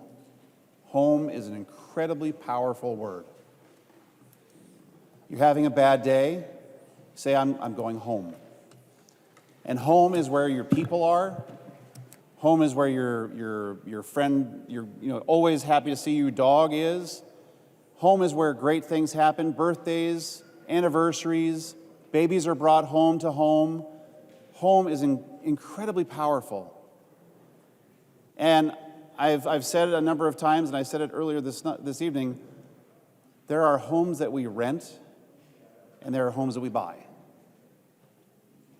Please never think that I feel other than that. We've had some times where that wasn't always the conversation point, but the goal of this housing committee, and I've been a housing advocate for a very long time, and this is my first time on the committee, and I came with a lot of expectations that we could have conversations like the chair has agreed to have in the interim. Because home is a powerful word that gives people great strength. A stable home helps people who have families create stability for their children, themselves. They can get a better job. They can lift themselves up. And I argue that a stable home also imparts tremendous benefit to the cities that those people happen to live in. And Representative Cha, you and I talked about that in committee. I feel passionately about housing. It is incredibly detailed. There's a lot of moving parts. But at its core is you open that door, you walk in, you can leave the world behind you. Your people are there to cheer you on or buck you up or say, you know what, tomorrow's going to be better. That's what this is all about. But I think we're missing the mark on this bill, Mr. Chair, and you know what I'm about to say. Minnesota has the absolute worst housing inventory in the country. And there was an article that both Representative Elkins and I contributed to last year in backgrounding information that was put out by Webster in the Star Tribune. There are national organizations and the local paper and people from all parts of the country who say, Minnesota, you need to build more houses. And Mr. Chair, we didn't even have some of our builders come in and do the walkthroughs that we had talked about. They didn't get that opportunity this year in committee. That is an essential part to the quadratic equation example that I use so frequently. And we know that we need the builders to build more homes, both multi-housing and single family, and maybe that duplex that we're going to get done soon. Why did we not have them come in to talk? If they're an integral part of this conversation and we didn't bring them in, why? Why? Because they're the ones who, for so many Minnesotans, are building what I call that North Star. And for those that weren't here previously last year, I have 6 kids. Some of them are out of the house, and we both celebrate that at times, and we miss them terribly. But our oldest boys refer to our home as the North Star. So as our kid that was in the Navy was overseas on a deployment, He always knew that his home was there waiting for him if he needed it, that his family was there, and that he could, like all good sailors do, Representative Bliss is gone, all good sailors can navigate home by the North Star. That's how powerful this is. We have to get this right, members. Apartments are a huge part of this. Twin homes are a part of this. Multi-housing, big apartment buildings are a part of this, but so are the single-family houses. And Mr. Chair, I'm bummed that we didn't have that time to hear from the various builders that would have loved to have come in, because they're part of this too. That's part of this too. And if you've ever driven out into my district, the argument that I made earlier about putting up buildings that are going to meet the need, come visit with me, Mr. Chair. I'll buy you lunch, and we'll go visit the city of Mayer. City of Mayer has starter homes. We're not building enough of those starter homes, and I think you and I agree. There's no room for debate on that. We're lockstep. We agree we're not building enough. But we have to make it easy for them to build, and I don't think we are. We didn't really tackle that issue very much. I will say that there were a lot of good things that happened in committee, some in bills, some in conversations. I think that a lot of folks, I had several people that were watching, and they said, you and the other side agree on a lot of these things, and the pathway home is sometimes a little different on how we want to get there. But in all the things that we do down here, I think that this is one of the things that we probably have the most agreement on. But I'm disappointed in the spending, and I'm disappointed that when the target that you were given wasn't enough, that's when we saw, I think, a couple of days within the announcement of your target, that you dropped your bill for the local tax. It's a regressive tax. It's going to hurt people. And those people are the ones that you wanted to help. So I can't support the bill, Mr. Chair. There are things in the bill that I think are really good ideas. And we heard from so many people that came to committee that even they recognized that there was a need to talk about some regulatory reform. And I hope that we can do that. I know Representative Elkins and I feel passionately about this. We have to get that part done as well. But this bill is incredible spending over the last biennium's target, and it's really not solving as many parts of the equation that it should. There are some things in here that will be for housing starts, but we didn't really dive into that very deeply at all, Mr. Chair. So, again, consider the amazing power of the word home. And I'm not trying to be trite. I'm not raising my voice tonight. I've dedicated a lot of my time here at the Capitol on housing issues. I dedicated some of my time over the summer on what I think, Chair Howard, was probably the hottest stupid day of the year, trying to build other people's homes at a Habitat for Humanity. And I would invite every member, every side of the aisle. We can work on this together, Mr. Chair. We should have, well, we'll excuse the Senate, but we should have every member of the House of Representatives in the state of Minnesota at a job site for Habitat. It is transformational, absolutely transformational. We broke for lunch. The family that was moving into the house that had just been finished came over, and I got to tell you, the story was amazing. I don't even think I ate most of my lunch. I just wanted to listen to how this house that is their home was going to change their life. That's a success story. That's a success story that we should all get behind. But I think we missed the mark on looking at the overall problem. You looked at part of the scope of the problem, but there was a bunch of stuff that was left on the other side of where you ended that really deserved to have some money spent on this. or have some regulations changed. So again, I do get very passionate and compassionate around housing. Our people need us to get this right. The entire state of Minnesota needed us to get this right. And I feel like we fell well short. So I'll be voting no. I would encourage members to vote no. Thank you, Mr. Speaker. Representative Hassan. Thank you, Mr. Speaker. Members, I rise tonight in support of one of the best housing bills that this chamber has ever seen. I want to first thank my chair, Chair Howard, whose passion and dedication for housing stemmed through all of the bills that we have had.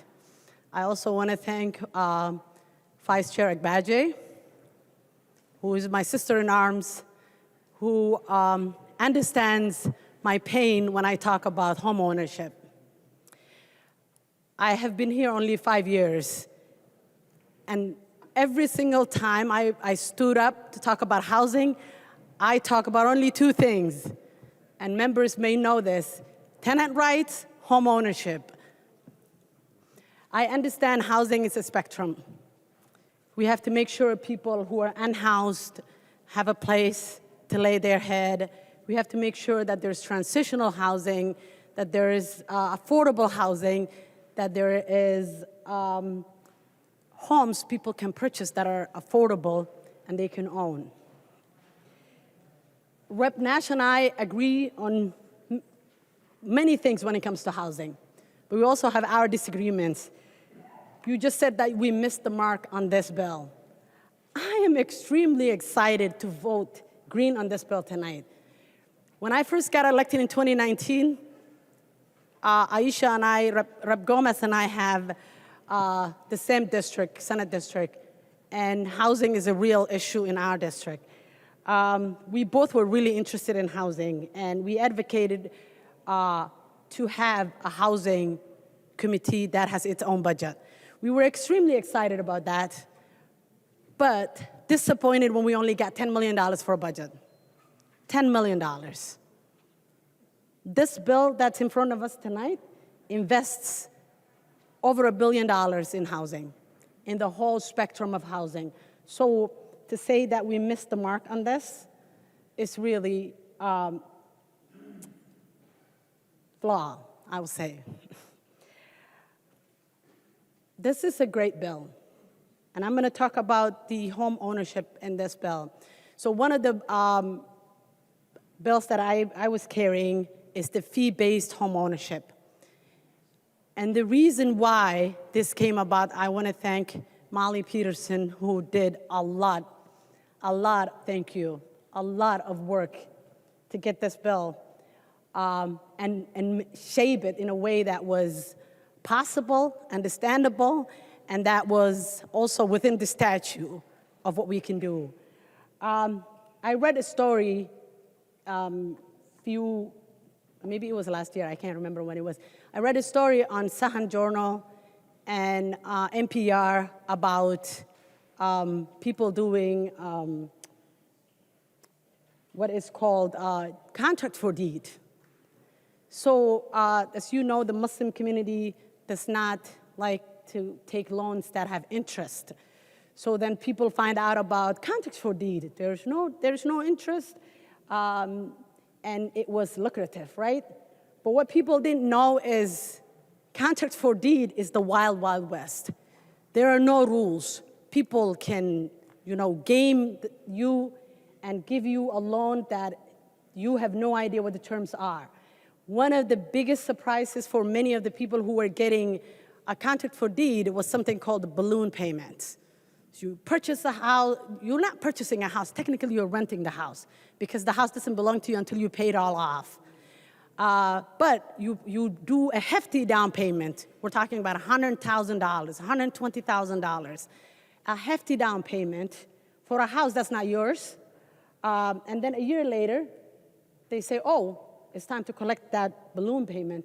and the balloon payments are $50,000, $60,000, $70,000. So for somebody who collected money, $100,000 for a family who is not wealthy, who are barely making it, who may have collected this money from family members and people that they know, just to find out owning a home is really tedious work and it's expensive, to find out that you have to pay something else at the end of the year called balloon payment, and if you don't do it, you lose the house. And guess what? Because it's not your house and it's under your name, it doesn't go through the foreclosure process, it's an eviction process. Boom, you're homeless. That happened to many families. And one of the guys that his story stood with me was a guy who had a family of 6 or 7, I can't remember, who paid $300,000 and was still homeless at the end of the day because he couldn't afford the balloon payment. So after working with our staff and Molly Peterson, we came up with what's called a fee-based home ownership. And I wish we could have spent more money on that, but I'm okay with what the chair gave me. Thank you, Chair Howard. Home ownership is the cornerstone of generational wealth. It stabilizes neighborhood. It even increases children doing well at school. That's what the research says. Kids who are, their families are homeowners and live in a stabilized neighborhood do better in school. And we all want our kids to do better in school, right? Everybody wants kids to do better. So if we want to, close the education gap, maybe we should invest in more home ownership programs. We should invest in stabilizing people's homes.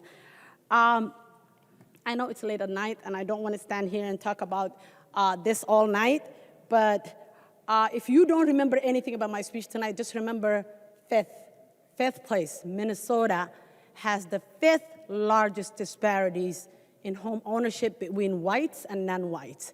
5th largest disparity in the country. It's only maybe 4 other states or so that are worse than we are.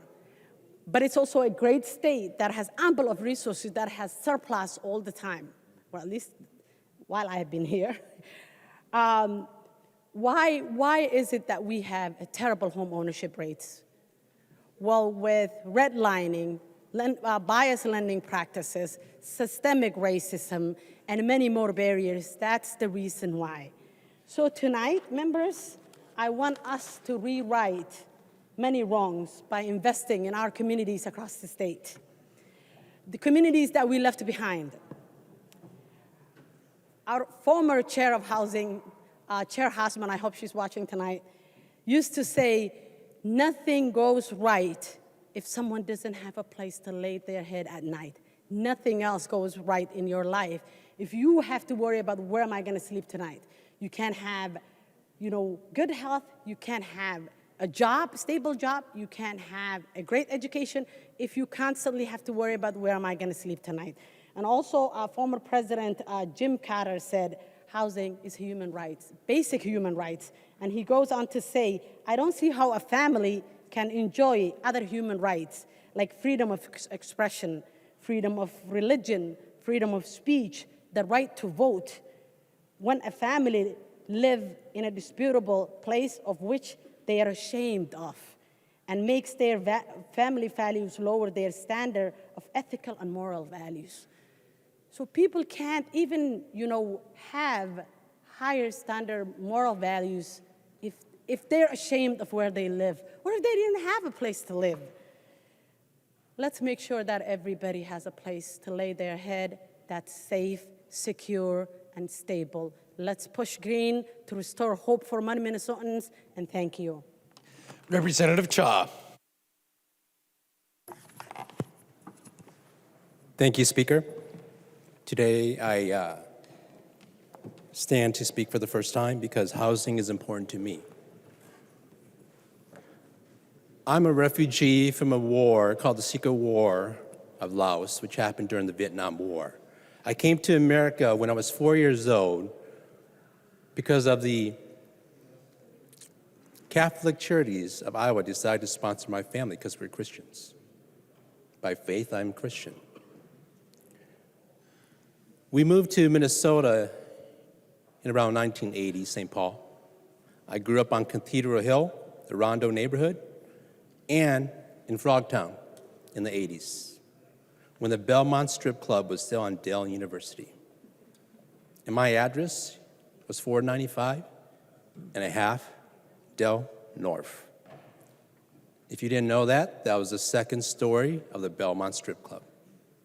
Yes, that's where Representative Cha grew up, on that second story multi-use building on Dale and University. If it wasn't for the investment of the Minnesota legislator in the state of Minnesota during that time, refugees like myself and other Hmong refugees and Southeast Asian refugees from that part of the region would not have stable housing. We would not have Section 8, we would not have housing assistance programs, and Mont Airy and the McDonough Homes, Project Homes. Then the 9 Hmong legislator in the state of Minnesota would not be here at the Capitol, because we are descendants of those families, and half of us are refugees from that war. Today, there are 9 Hmong legislators at the Minnesota State House, more than any other state. In fact, we are the only Hmong legislator in the United States of America.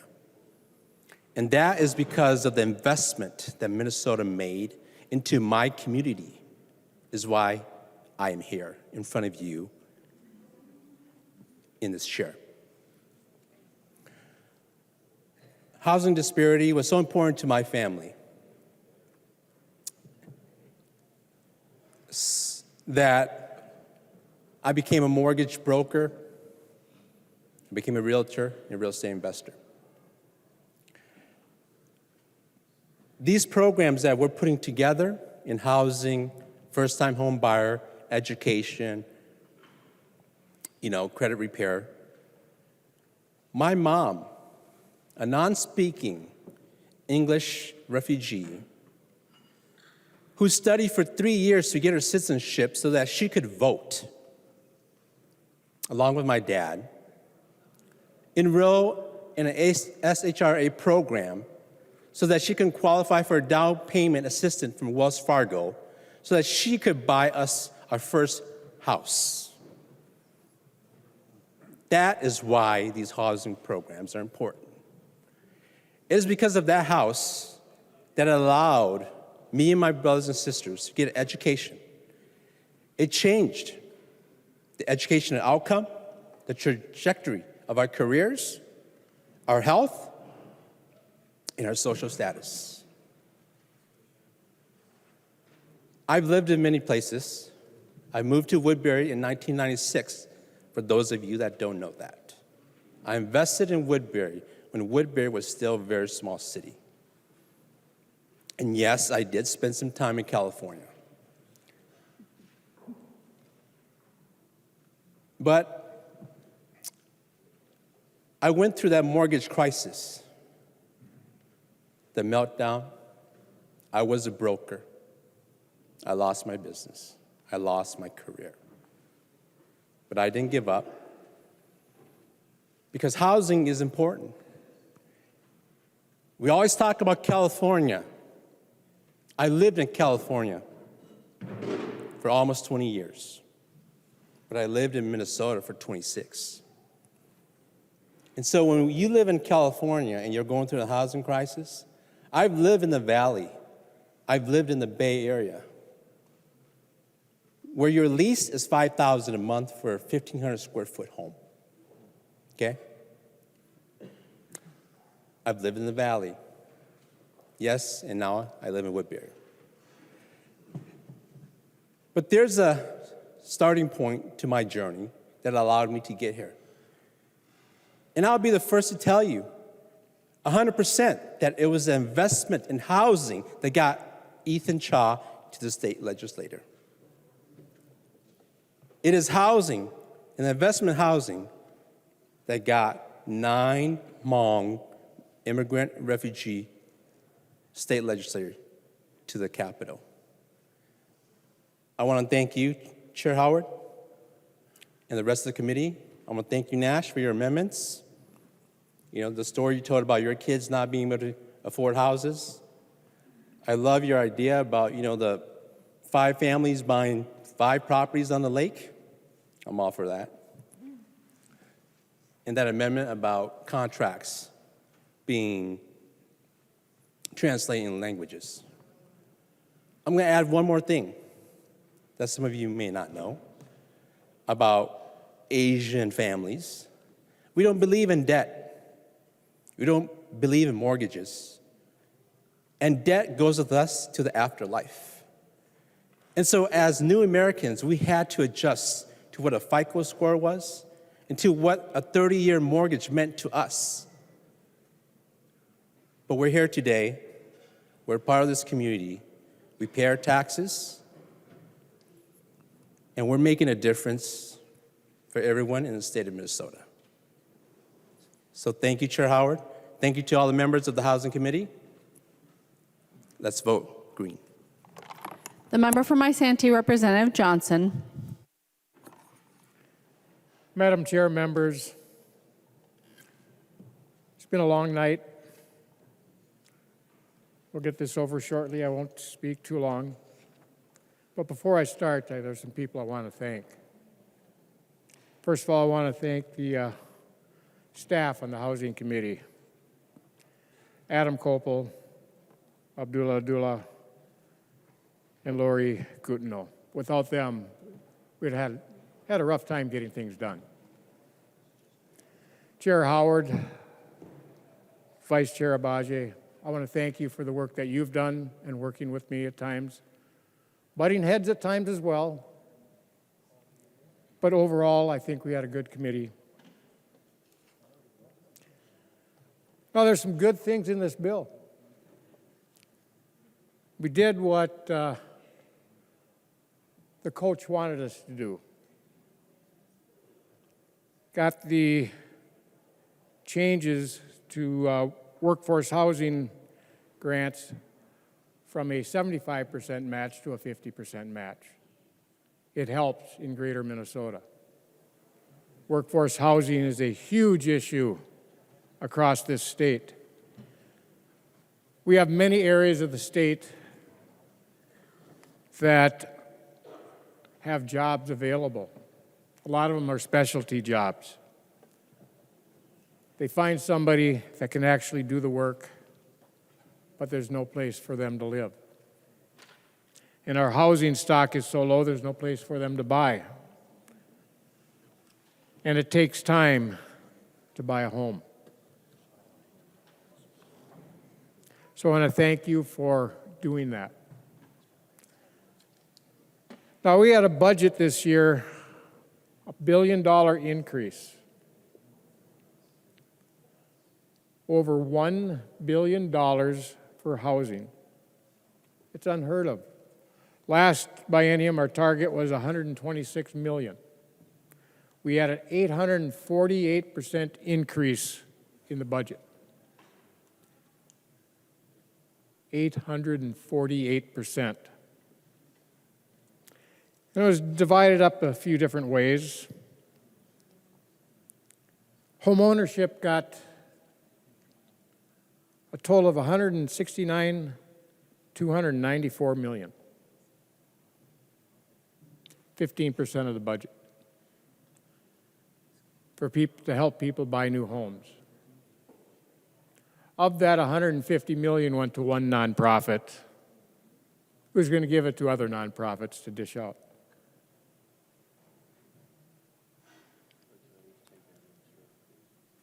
$115 million to give to a nonprofit to give to other nonprofits.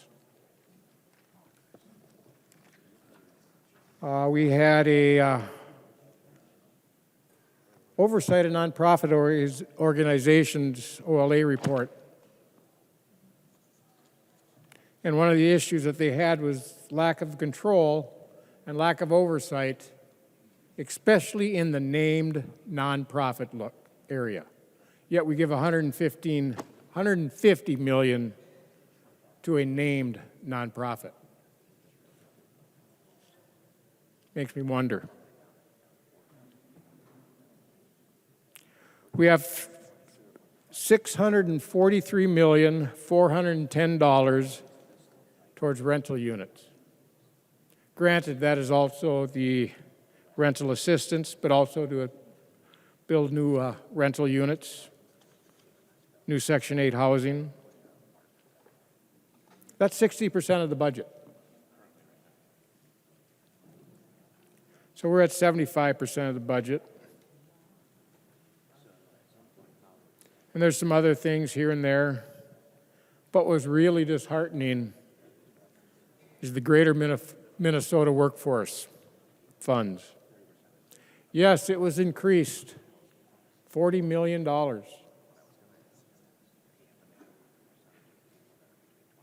To a total of 4.6% of the budget.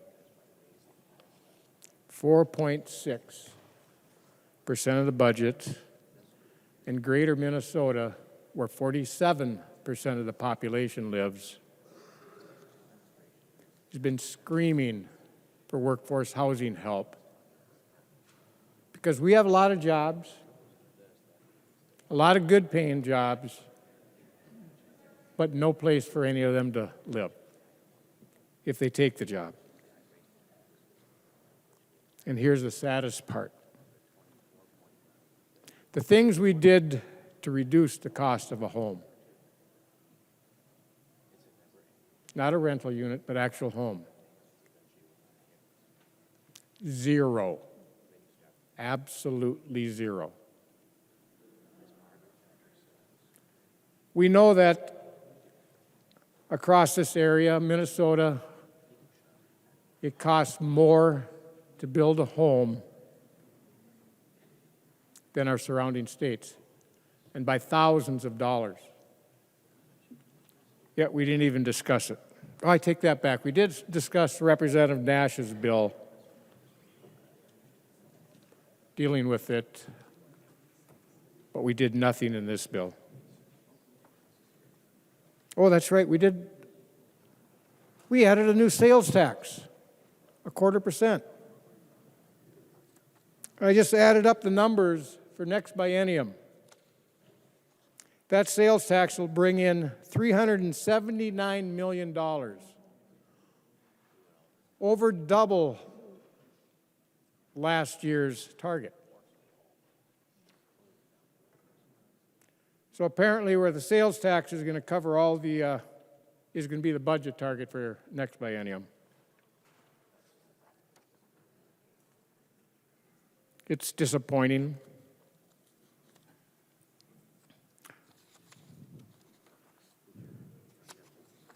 Now, with this $1 billion, it could have been used in different ways. One way it could have been used is we could have taken half of it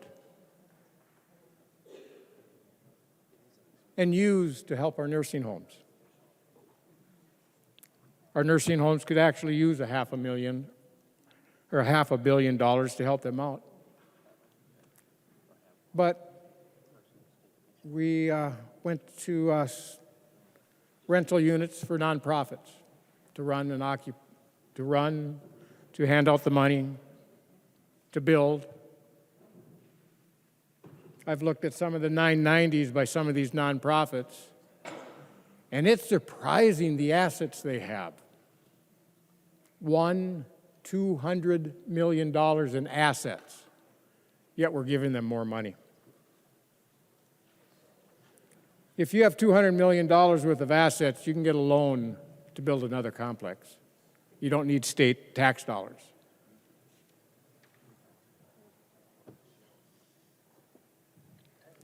Another thing that's concerning, I don't know if nobody even talked about it.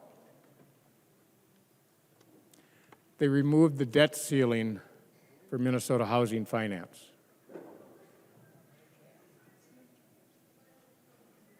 You heard me, they removed the debt ceiling. It was $5 billion. They're at right around 2.8 right now of debt at the taxpayer's expense. But we just removed the debt ceiling in this bill. Moved it to just general obligation bonds, which takes 2/3 majority of this body to pass. But Minnesota Housing Finance can do HIB bonds without any action by this committee or by this body. Very disappointing, very concerning.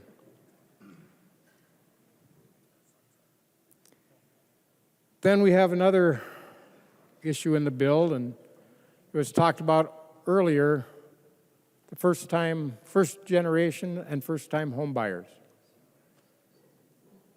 And they even gave one of the definitions. A person who's never owned a home, yes, that would be a first-time home buyer. But lost it in foreclosure? That'd be a second-time home buyer. During the housing bubble, I had both the honor and the unfortunate issue of serving foreclosure papers. There's a number of them. I felt very bad for them because it wasn't their spending that caused the foreclosure. It might have been their loss of their job, and they're doing everything they could, working with the banks, and most of them did get it worked out. But then we had the other ones. You drive up. Before I'd get there, I'd always read the foreclosure papers. Oh, they haven't paid their mortgage for 7 months. Drive in the yard, brand new Escalade, brand new large inboard, outboard boat, a couple brand new ATVs, a couple brand new snowmobiles, another fishing boat. They were paying those off, but they weren't paying their mortgage. That hurt you and me. I didn't feel sorry for them at all. Maybe they should have had the classes I tried to get into the bill to understand what it is to be a homeowner.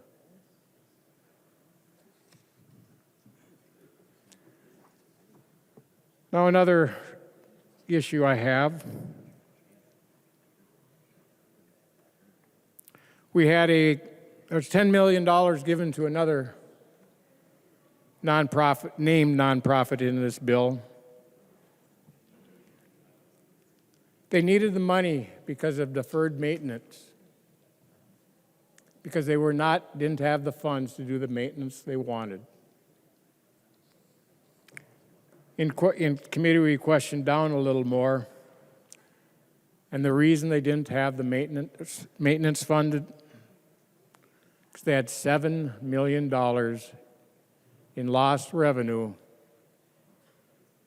from non-payment of rent. $7 million in non-payment of rent. Apparently, the people didn't fill out the paperwork they needed to get that funds to the nonprofit through the program of the federal government, but it was $7 million. And I don't know if Chair Howard ever learned of this or not, but that same nonprofit in your bill received over $3.5 million from Hennepin County in a grant because of the non-payment of rent. So now they're not just $10 million, they're getting over $13.5 million in grants for deferred maintenance. But those who actually privately own rental units, they don't get a dime. This is all nonprofit owned property that's receiving all this funding.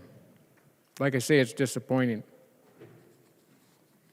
There's some good money in here as well to help those that are in need that are homeless. But unfortunately, because an amendment wasn't taken tonight, it's a handout keeping them down, not a hand up helping them. This bill needs a lot of work. It could be a lot better.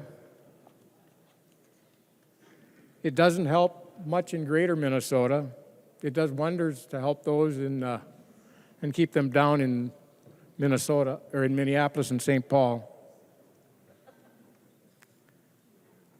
Members, this bill needs a lot more work. Let's send it back to get it done right, to help those in need, to get them out of their situation, helping the rest of Minnesota in their situations, and make this bill better. Please vote no on this bill. The member from Hennepin, the author of the bill, Representative Howard. Thank you, Madam Speaker and members.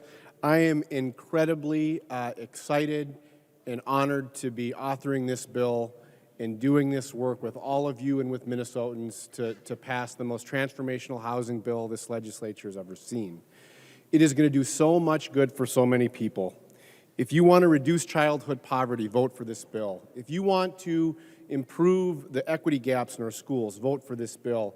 If you want to give a key to thousands of Minnesotans to open that door to their home that they own for the very first time, vote for this bill.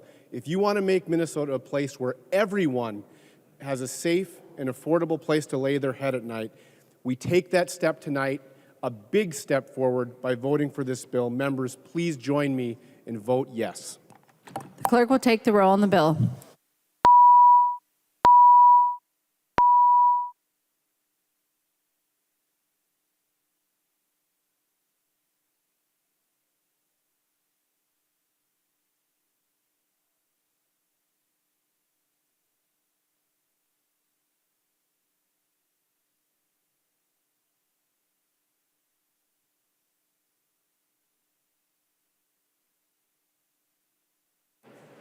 The clerk will close the roll.